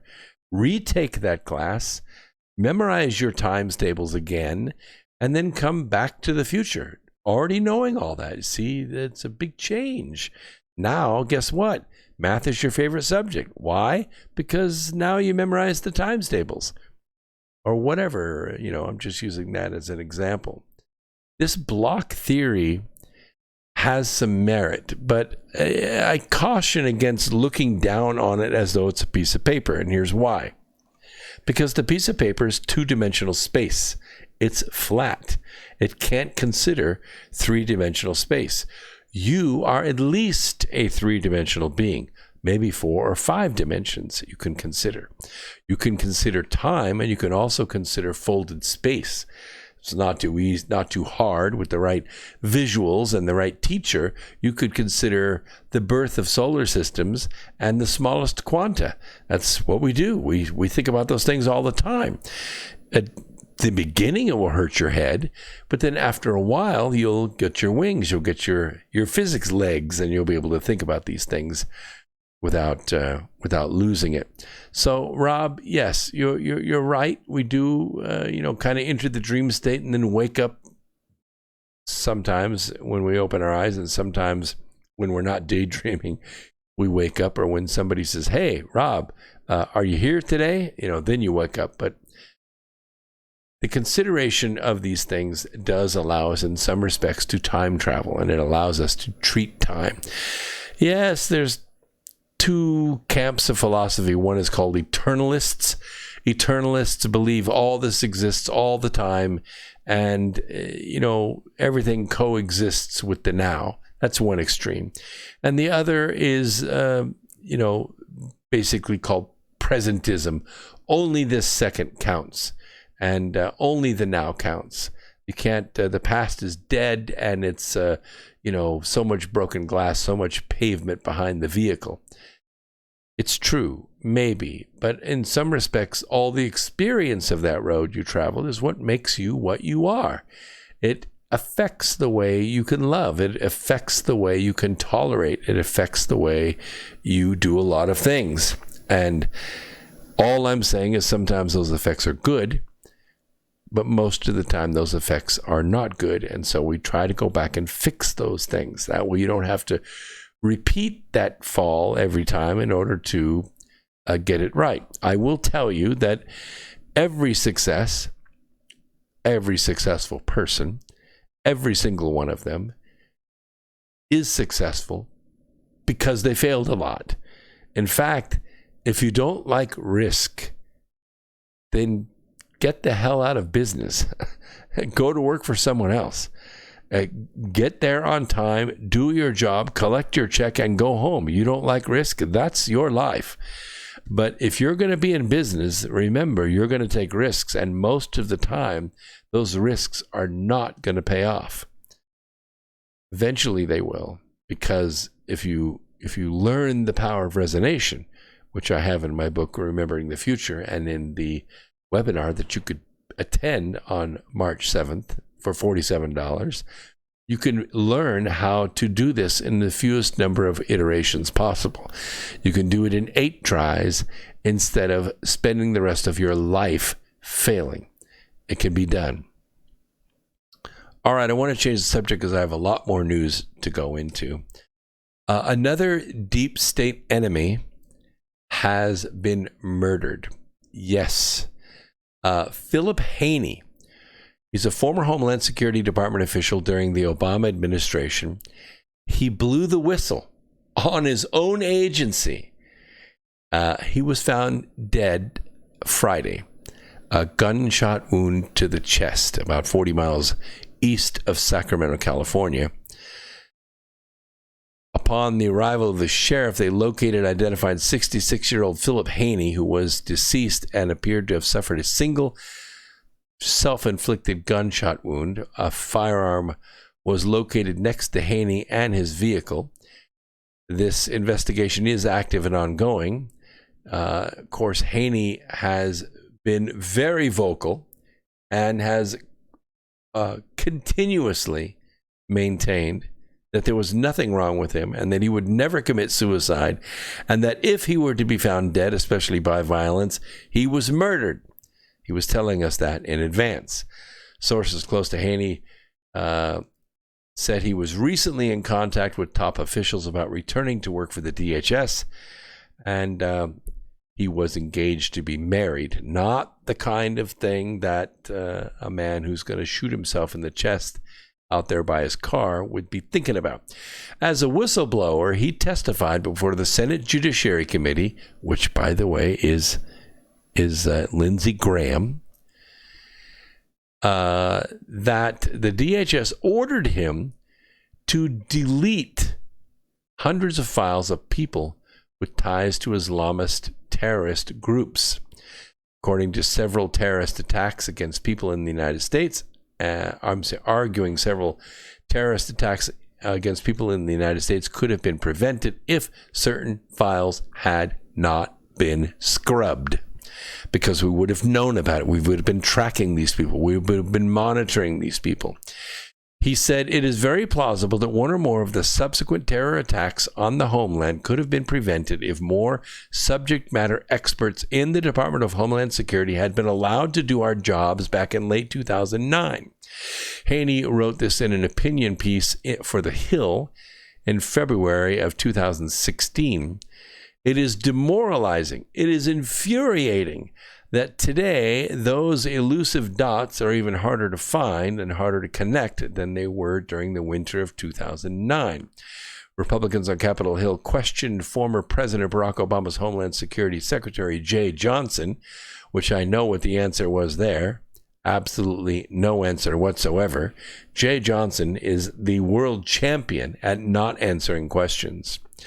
Was Mr. Haney's testimony that the Department of Homeland Security order over 800 documents altered or deleted accurate? That's what Senator Ted Cruz asked Jay Johnson. And guess what he said? I have no idea.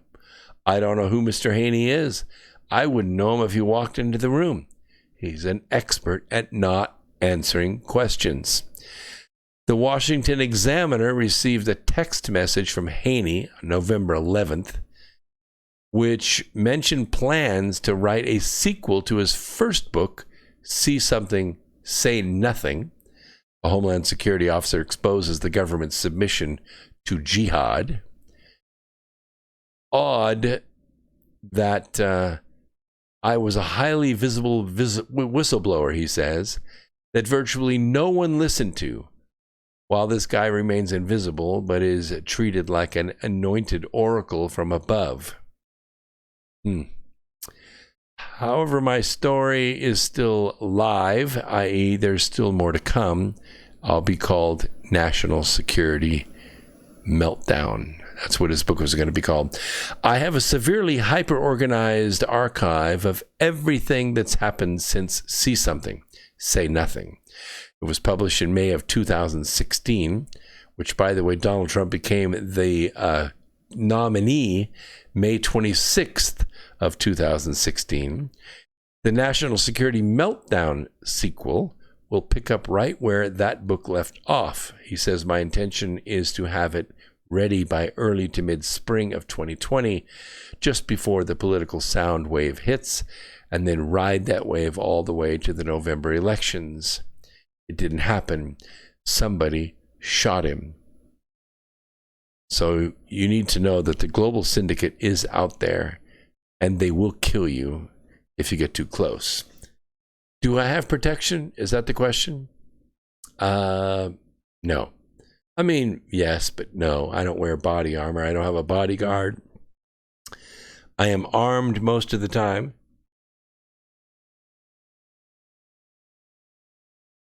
Just by habit. I know the rules. I've had some weird stuff happen, but I'm not afraid. So don't worry about me.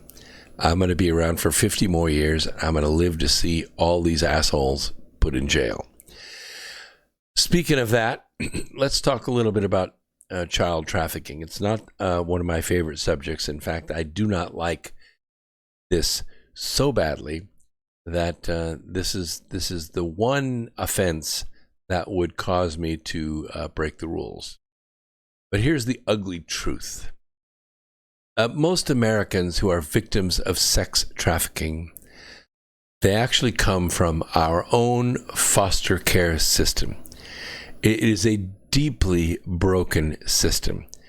It leaves thousands of vulnerable to pimps, as it were, groomers, and it happens to levels you would not believe. Yes, of course, the celebrities. I mean, look at Billy Ray Cyrus's kid. Hannah Montana, super clean, super talented, super beautiful. She goes to Jeffrey Epstein's island, and the next thing you know, she's humping a mannequin on stage. Yeah, it tears you apart. It rips your soul from your spine, this kind of stuff. Most people don't know about our nation's foster care to sex trafficking pipeline, but the facts are very sobering, and they will bring tears to your eyes. The National Center for Missing and Exploited Children found that of the more than 18,500 endangered runaways reported to them in just 1 year, in just 2016, 1 in 6 were likely victims of child sex trafficking. Of those, 86% were already in care of social services when they went missing. Yeah, these aren't kids that were on the street. These aren't kids that were in abused homes. These are kids that were part of already the social services network, and they just went missing. The outcomes of the law enforcement efforts against sex traffickers repeatedly support this estimate. In 2013, a 70-city nationwide raid, 60% of the victims came from foster care or group homes. In 2012, Connecticut police rescued 88 children from sex trafficking. 86 of them were from the child welfare system. It goes on and on and on. In Kansas, the number of missing foster children prompted a class action lawsuit this past November. That woman has had her life threatened. On Friday, a class action lawsuit was filed in a federal court against Governor Jeff Collier and Gina Meyer-Hummel, Secretary of State's Child Welfare System, along with officials of 2 other agencies, claiming children in the Kansas foster care system have been treated so badly that they have suffered mentally or they have fled from foster homes. In some cases, they have been trafficked for sex, sexually abused inside adoptive homes, or in one instance, reportedly raped inside a child welfare office. Yeah, that's how bad it is. The Department of Child Protective Services, the CPS, they're known as the Department of Family and Children, the DFCS in Georgia, and other titles in other states. It's become a protected empire. It's built on taking children and separating families. This is not to say that there are not those children who do need to be removed from wretched situations, but the report is concerned with the children of parents caught up in legal kidnapping, ineffective policies, and DFCS who does not remove a child or children when a child is enduring torment and abuse. So the Adoption and the Safe Families Act, which was set in motion by President Bill Clinton, it actually offers cash bonuses to states for every child they adopted out of foster care. In order to receive the adoption incentive bonus, local child protective services need more children. They must have merchandise to sell, and they must have plenty of them so the buyer can choose. Some counties are known to give a $4,000 bonus for each child adopted and an additional $2,000 for a special needs child. Employees work to keep the federal dollars flowing. That there is double dipping? Yeah, the fund continues as long as the child is out of the home. When a child is in foster care, placed with a new family, then adoption bonus funds are available. When a child is placed in a mental health facility and is on 16 drugs per day, like 2 children of a constituent of this writer, more funds are involved. That there are no financial resources and no real drive to reunite the family and help keep them together is obvious. I mean, what better way for child predators to find a pool of children to prey on? Foster children are considered at high risk for abuse. Meanwhile, biological parents are gagged by illegal court orders from talking to the press about having their children unfairly removed from them. Thousands of parents report to medical kidnap, the illegal gag orders imposed upon them by judges who claim to want privacy for the child. This is the state's excuse for trying to silence the free speech of parents who are being railroaded by a system set up to destroy their family and make them millions of dollars. Why is it good for the privacy of the child is a total mystery. A lot of these websites that are involved are just creepy. Why does every pedo just focus on making money so they can get a pedo wife and then either impregnate her with some, perversion that would accommodate both those who are and aren't also into incest? And it goes on and on and on. There's an advertisement for an abused child who is at very high risk for more abuse. This website is not behind any password protection for verified eligible parents. It's open for the general public to browse through. And her face isn't even blacked out on the site. A person like Nathan Larson, looking for children to abuse, is given a veritable menu of children at risk in his neighborhood by the state. This flies in the face of all the judges claiming that parents who are suffering parental rights termination must be gagged for the privacy of the child, because the privacy of the child is nothing further from the truth. They're put out there like a menu. Why is this allowed? Why are children removed from families without warrants, without trials, or by a jury? Why is this happening? Any Google search for family court corruption will show you pages and pages and pages of horror stories of parents denied due process. Where is the outcry, people? There is no shortage of news reports on foster care abuse. Texas, Georgia, California, it goes on and on and on. These types of stories are happening all over the country.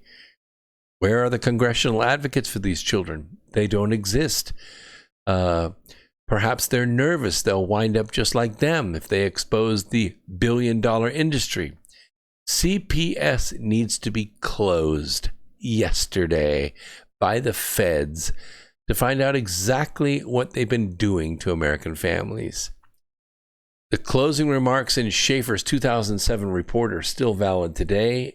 She says, and I quote, "I have witnessed such injustice and harm brought to these families that I'm not sure I even believe reform of the system is possible. The system cannot be trusted. It does not serve the people. It obliterates families and children simply because it has the power to do so. Children deserve better. Families deserve better. And it's time to pull back the curtain and set our children and families free." I have a human interest story that's linked to this. Let's see if I got enough time. Yes, I have enough time. For the past 11 months, Robert Hoogland, a father in Surrey, British Columbia, has been forced to watch as his 14-year-old daughter was destroyed and sterilized by court-ordered testosterone injections. After losing his legal appeal to stop the process in January, Rob is making a desperate attempt to bring his case into the courts of public opinion, even though it breaks a court order gagging this case. I quote, "I had a perfectly healthy child a year ago, and that perfectly healthy child has been altered and destroyed for absolutely no good reason. She can never go back to being a girl in the healthy body that she should have had. She's going to forever have a lower voice. She'll forever have to shave because of facial hair. She won't be able to ever have children."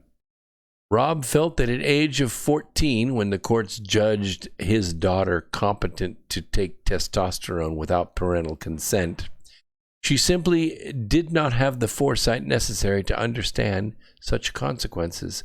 Over the course of the last year, Rob has heard his daughter's voice deepen and crack and watched her begin to grow facial hair. "Sometimes I just wanted to scream so that other parents and people will jump in, understand what's going on. There's a child, and not only mine, but in my case, my child out there having her life ruined by the alphabet people." Rob's efforts to raise awareness of his daughter's plight have come at high cost. The last time he granted an interview to the Federalist, he was convicted of family violence by the BC Supreme Court for his, quote, "expressions of rejection of his daughter's gender identity." He was also placed under threat of immediate arrest if he was caught referring to his daughter as a girl again.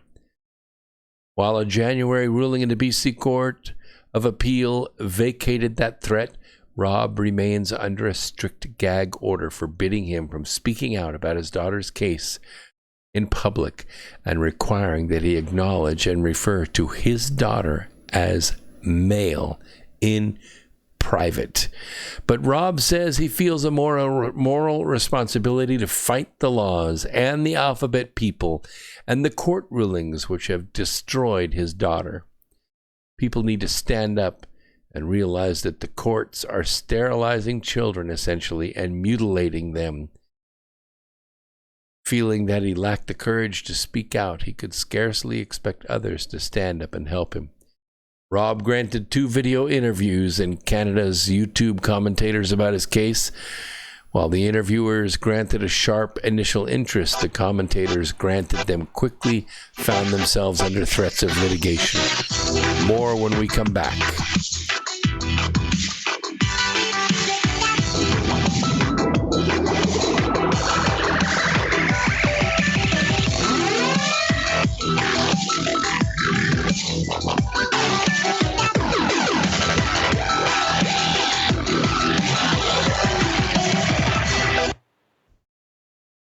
Extendivite is more than just a heart tonic. Do you have any of these symptoms? Night cramps in the hands and feet. Your arms and legs often go to sleep. On short walks, do your legs get aches and pains? Is your memory worse than it used to be? Ankles that swell late in the day? Has your blood pressure increased lately? If you answered yes to even one of these questions, you may have early warning signs of arterial blockages. Your body is saying that it is time to take Extendivite.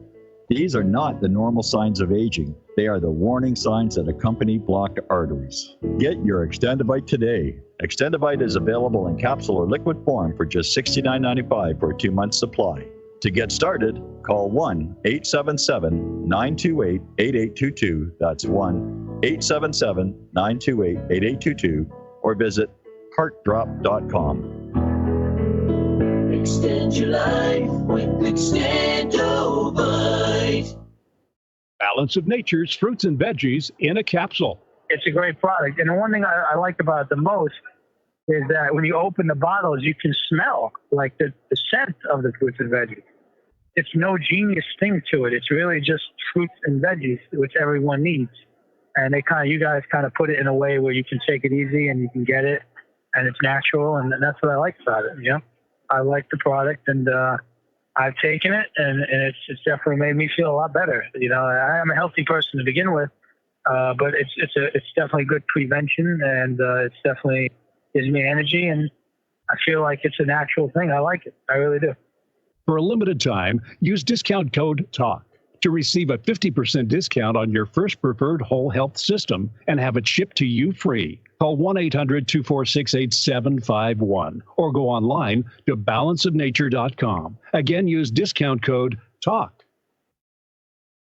Fear is a mind killer. Fear is the little death. This is Uncle Walt from the Ironworks. Josh, Corey, and I have chosen to look at life with no fear. No fear of the unknown. No fear of questions about the supposedly well-known. No fear of ridicule for thinking outside the familiar fool's lines. No fear of the boot on the neck of those refusing the party line. No fear of taking on those so convinced of their beliefs they would sooner drink the Kool-Aid than believe they've been fools made. In this world filled with me too, cattle think, can truth's protective layers be peeled back to show the tender, juicy pink? Are we all just grist for the mill? Souls sold against our will, or is that just how it feels? When you're filled to the rim with triviality so fear-filled and grim, break clear of the fear. Right here, Tuesdays and Fridays at 2 a.m. on TFR. Josh and I and you will hammer out the impurities of technology-driven groupthink, fold in a dash of logic, and quench it all with a bit of absurdity. The Ironworks. Break clear of the fear.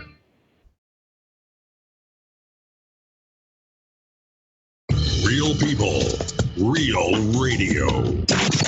Wherever you are, make it TFR. Truth Frequency Radio.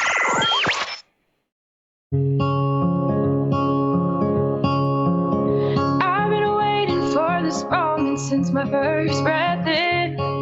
Never would have thought I'd be afraid to begin, but here I am, the edge of the water, wondering if I can swim. Never seem to notice all the days pass through, but in this final moment, I'm still chasing the truth. I want an explanation why I can't stay here forever in my youth. And if I press on, will you wait?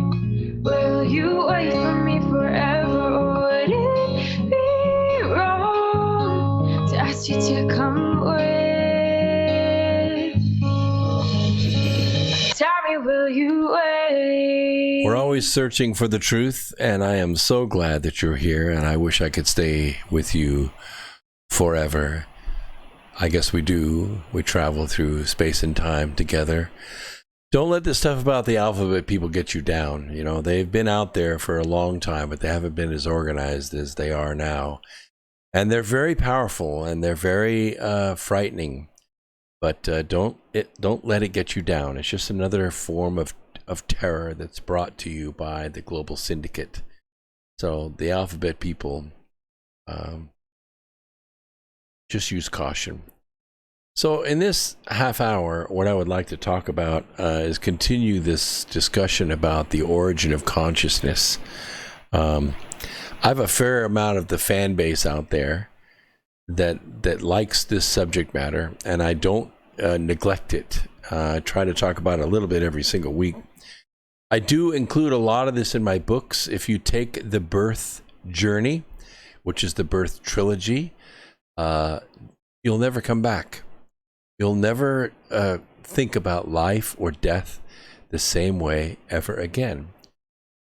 And I think we're in an accelerated phase of development with this human consciousness. I hesitate to call it evolution, but in a sense it is, because the origin of consciousness is one of these intractable mysteries about humans, because it is not just the gray matter, it's not just the brain, it's not just the chemical storage that we have in our synapses.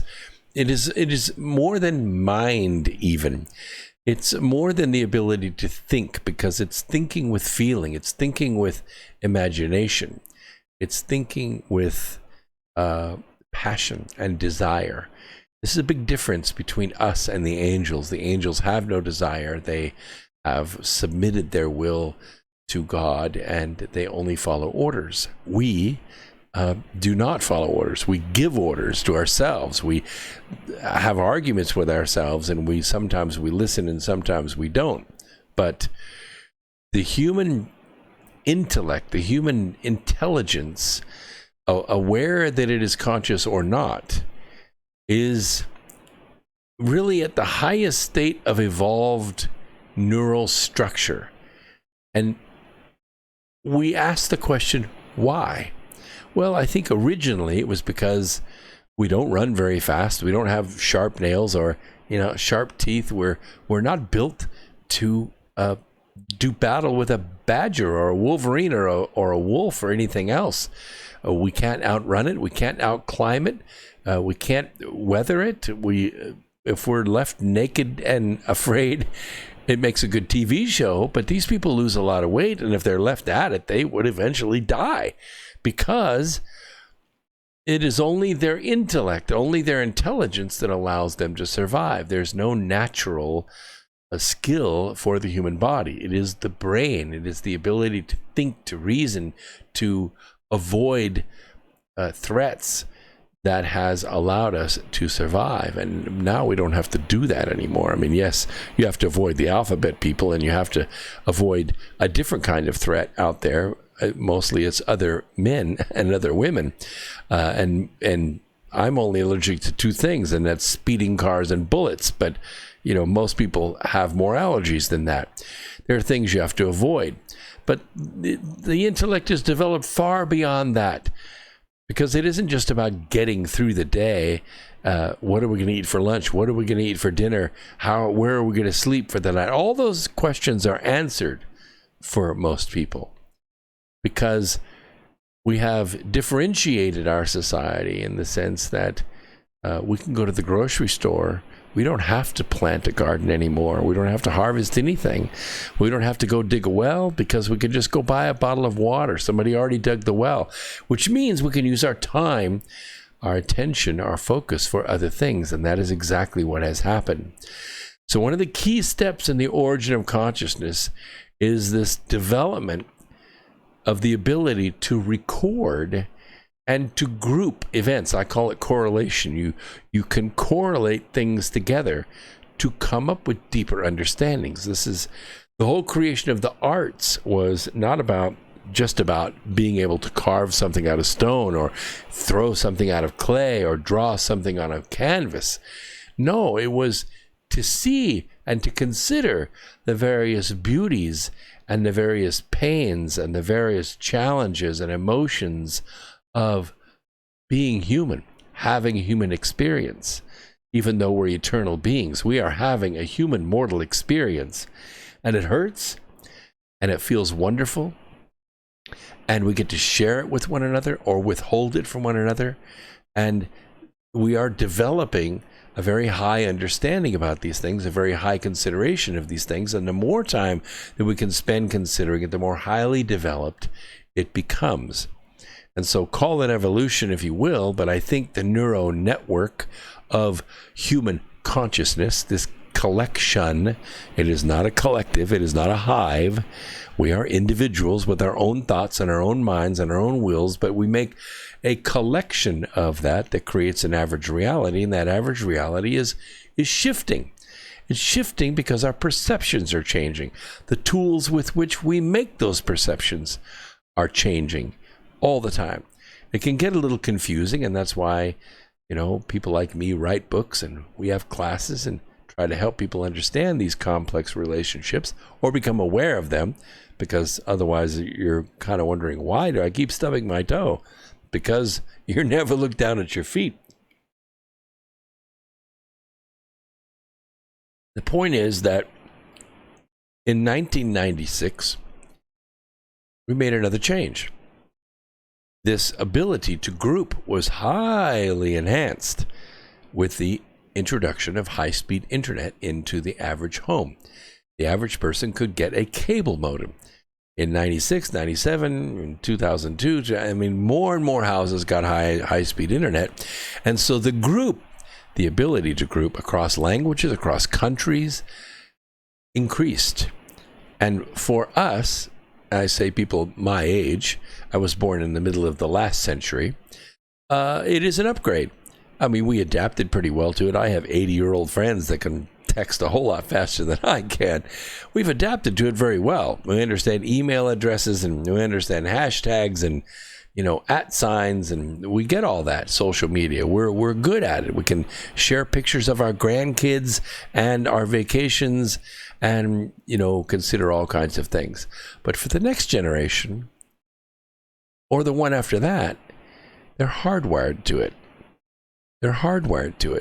You take a kid 25 years old today, they don't even know what clockwise means.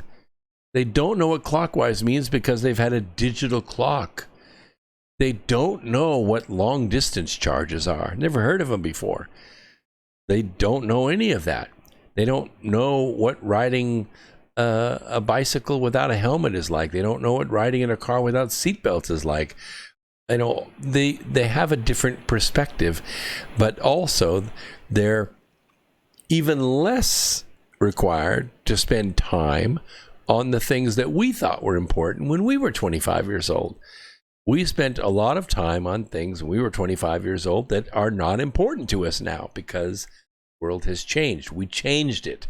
We allowed bigger groups of people to come together. Right now, there are 74 of us on YouTube. There's several thousand of us on TalkStream Live out there. We're going out through the America Free Radio studios, through the Truth Frequency Radio Network to thousands and thousands of listeners all around the world right now. Those archives will be listened to by thousands and thousands of more. These YouTubes will be watched by hundreds of people and shared with their friends. These ideas will go out and the group becomes very large. When I was 25 years old, do you think for a minute that I could have sat down and spoken to 74 people at one time? Not possible. I wasn't an actor. Didn't have that frame of influence, didn't have that sphere of influence. But now I do, because these groups can form and they're changing all the time. I'm watching the population of this chat room. People are coming, people are going. Over the night, we've had 354 participants. Yes, in the last 2.5 hours, 354 people have come and gone in this YouTube tonight. And they may come back and listen to the entire thing. That's the point. The point is that our level of consciousness is changing because it is grouping with larger and larger groups of people. And so this neural evolution is changing because our ability to share ideas and to share the metabolism of those ideas one with another. There are low metabolism ideas and high metabolism ideas, and I consider this to be a high metabolism idea because you have to think about it. You have to apply yourself to it. You realize that with hundreds and hundreds of people thinking about the same thing at the same time, it has a tremendous resonative power in the average reality. And the average reality will shift. The attention mechanism of the brain enabling redirection of these neural flows contrary to entropy. It's called choice. It's called desire. At this moment, we're not acted upon by the universe. We are acting upon the universe. This is counter to the laws of physics in the sense that we are adding intelligent energy to the universe. You see, that pushes things back up the Hamiltonian of the universe. Instead of the ball falling down into the low part of the trough because no energy is being added to it, we are adding energy to it. So we're pushing it up to higher energy levels. This gives us a greater potential energy. In physics, we would call this, when it drops, kinetic energy. But while it's being pushed up higher and higher and higher, we're creating a potential. We're creating a difference between that level and the bottom level. And this potential can create attraction or repulsion. It's sort of like a 12-volt battery in your car. You have a positive electrode and you have a negative electrode. They're separated by insulation. These lead plates are separated from one another, and the only way to get the ions to flow one to another is to connect them together. Well, you can do that with a wire, and you'll melt the wire because all of the energy will try to transfer at the same time. The resistance of the wire will go up drastically as the temperature goes up, and that wire will melt, and it'll melt sometimes catastrophically. It's maybe one of the reasons why we make the electrodes out of lead, so that the actual electrode will melt out of the way if there's a big short circuit like that, instead of just glowing red hot and burning your vehicle to the ground. Well, human potential is the same way. The more potential we build, the higher voltage we build, the more work it can do. And this creative free will is what separates us from all the other sentient beings on this planet. I don't know if whales have free will or not. I don't know if dolphins do. I don't suspect aliens have much free will. There are rules in their engagement. They're as present as they're allowed to be. I used to think they're as present as they want to be, but if they wanted to be more present, there isn't anything we could do about it. They're far more technologically advanced than we are. They could go anywhere they want, anytime they want, and there isn't anything we could do about it. So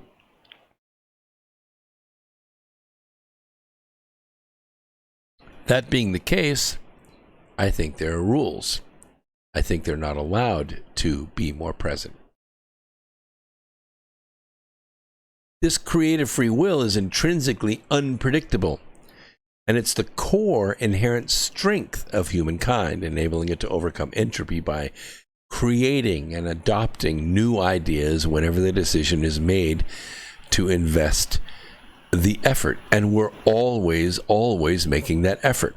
You know the old saying, if it isn't broke, don't fix it. Well, that isn't true. If it isn't broke, we break it. We break it on purpose. We tear things apart to see what they're made of, and we put them back together in different ways to accomplish different things. Sometimes we don't even know what we're trying to accomplish. We discover a lot of things by mistake. And that's kind of the beauty of liberty and freedom as well, is the right to make a mistake. What was it? Journey to Land's End. It was the right to screw up. Yeah, it's a really important right. So consciousness is a function of the content of the brain, of course, but the brain is simply the lens. The better the lens, and there are some people who have better brains than other people because they have better synapses, better chemistry. I don't know, big brains, small brains, I don't know. But if you go into a classroom, and I have 28 kids in my classroom, some adults, some kids, I can see a spread. They don't all miss the same question. They don't all get the same questions right. There's a spread. There's a variety in that because some make different mistakes. The point is that they're individuals with their individual choice, individual attitudes, individual emotions, individual minds. They're not a collective. I mean, a collective to me sounds evil, and it probably is. A hive mind sounds evil, and it probably is. It's something the global syndicate would try to preach to us. You must all think alike. You must all eat alike, dress alike. You must have the same desires, and eventually you must do exactly as I say. But you know exactly what I'm talking about, and that is not heaven. This, if you really think about it, this freedom to hurt, freedom to love as hard as we want to or as we can, this is heaven. This is heaven. This is why we come here. This is why the greatest souls in the universe come here to have a mortal life. The point is that there's a fundamental aspect of human experience, and it is the resolution of tension. But at the same time, once the tension is resolved, we get kind of bored. We want the tension. We want something to choose between. If every decision is made for us, when to eat, when to sleep, what to study, what to see, what to listen to, if they played the same music over and over and over and over again on the radio, you'd go crazy. I mean, a number one song is a number one song for a while till they play it to death. And then guess what? I don't care if I ever hear that song ever again. Well, maybe 10 years later, I would like to hear it and go, oh yeah, I remember that song. That was a really good song. but I don't want to hear it again when it's number one. Why? Because the human spirit is made to experience new things. We're built that way. We are built that way. That doesn't mean we have to go after deviation. We can go to higher and higher levels of I, higher levels of me, of experience, of my awareness of the universe. And the instant you abdicate that, the instant you say, I am no longer important, whatever is the greater good, I will sacrifice my own personal existence and my own personal comfort for the greater good, you've lost the whole purpose for being human. You've lost the whole purpose for being human. The idea is to find the finer things in human consciousness and then to share them so that other people can reach as well. When we talk about a higher standard or better judgment, somebody has to make it. Somebody has to make that higher standard. They have to make that higher judgment and then share it with another person so they can reach.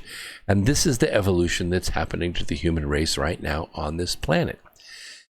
The next generation is capable of either becoming a drone ready to go to work for wherever the state tells them to work, doing whatever the state tells them to do, wearing whatever the state tells them to wear, or we're going to reach a higher level of exploration and technology and ability to live within the means of this planet than ever before.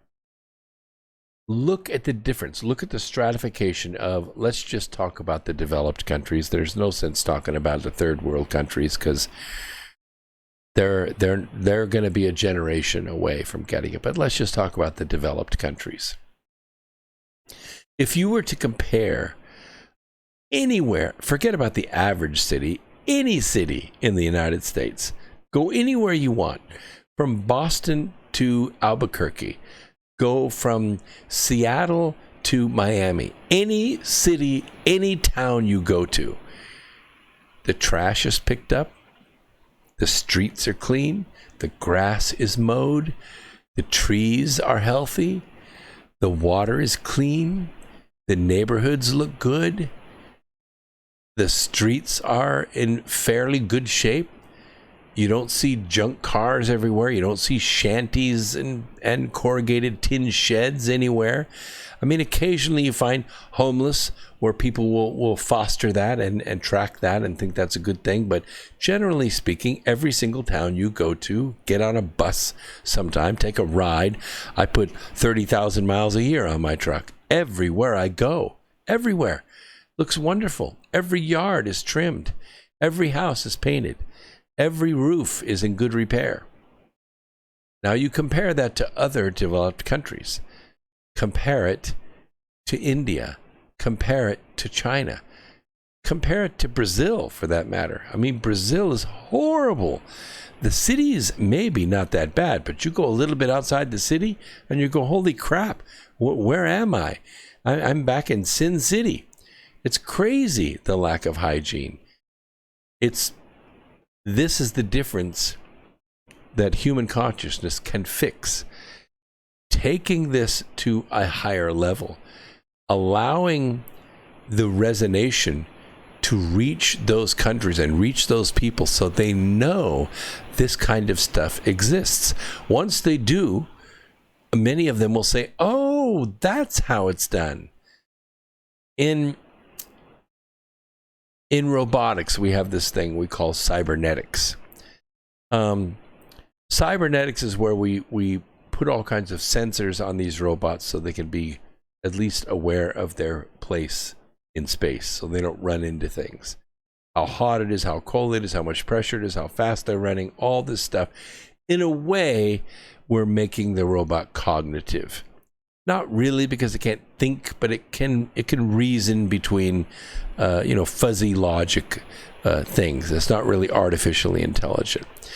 We can build feedback systems capable of self-regulating within certain parameters. It makes it possible for the robot to visualize things with vision technology, to pick the best path, to work at the optimum speed, to spray paint or weld steel or assemble parts or place electronic components on a circuit board at amazing speed.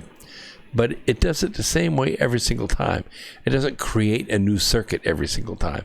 It doesn't change the way that it welds every single time.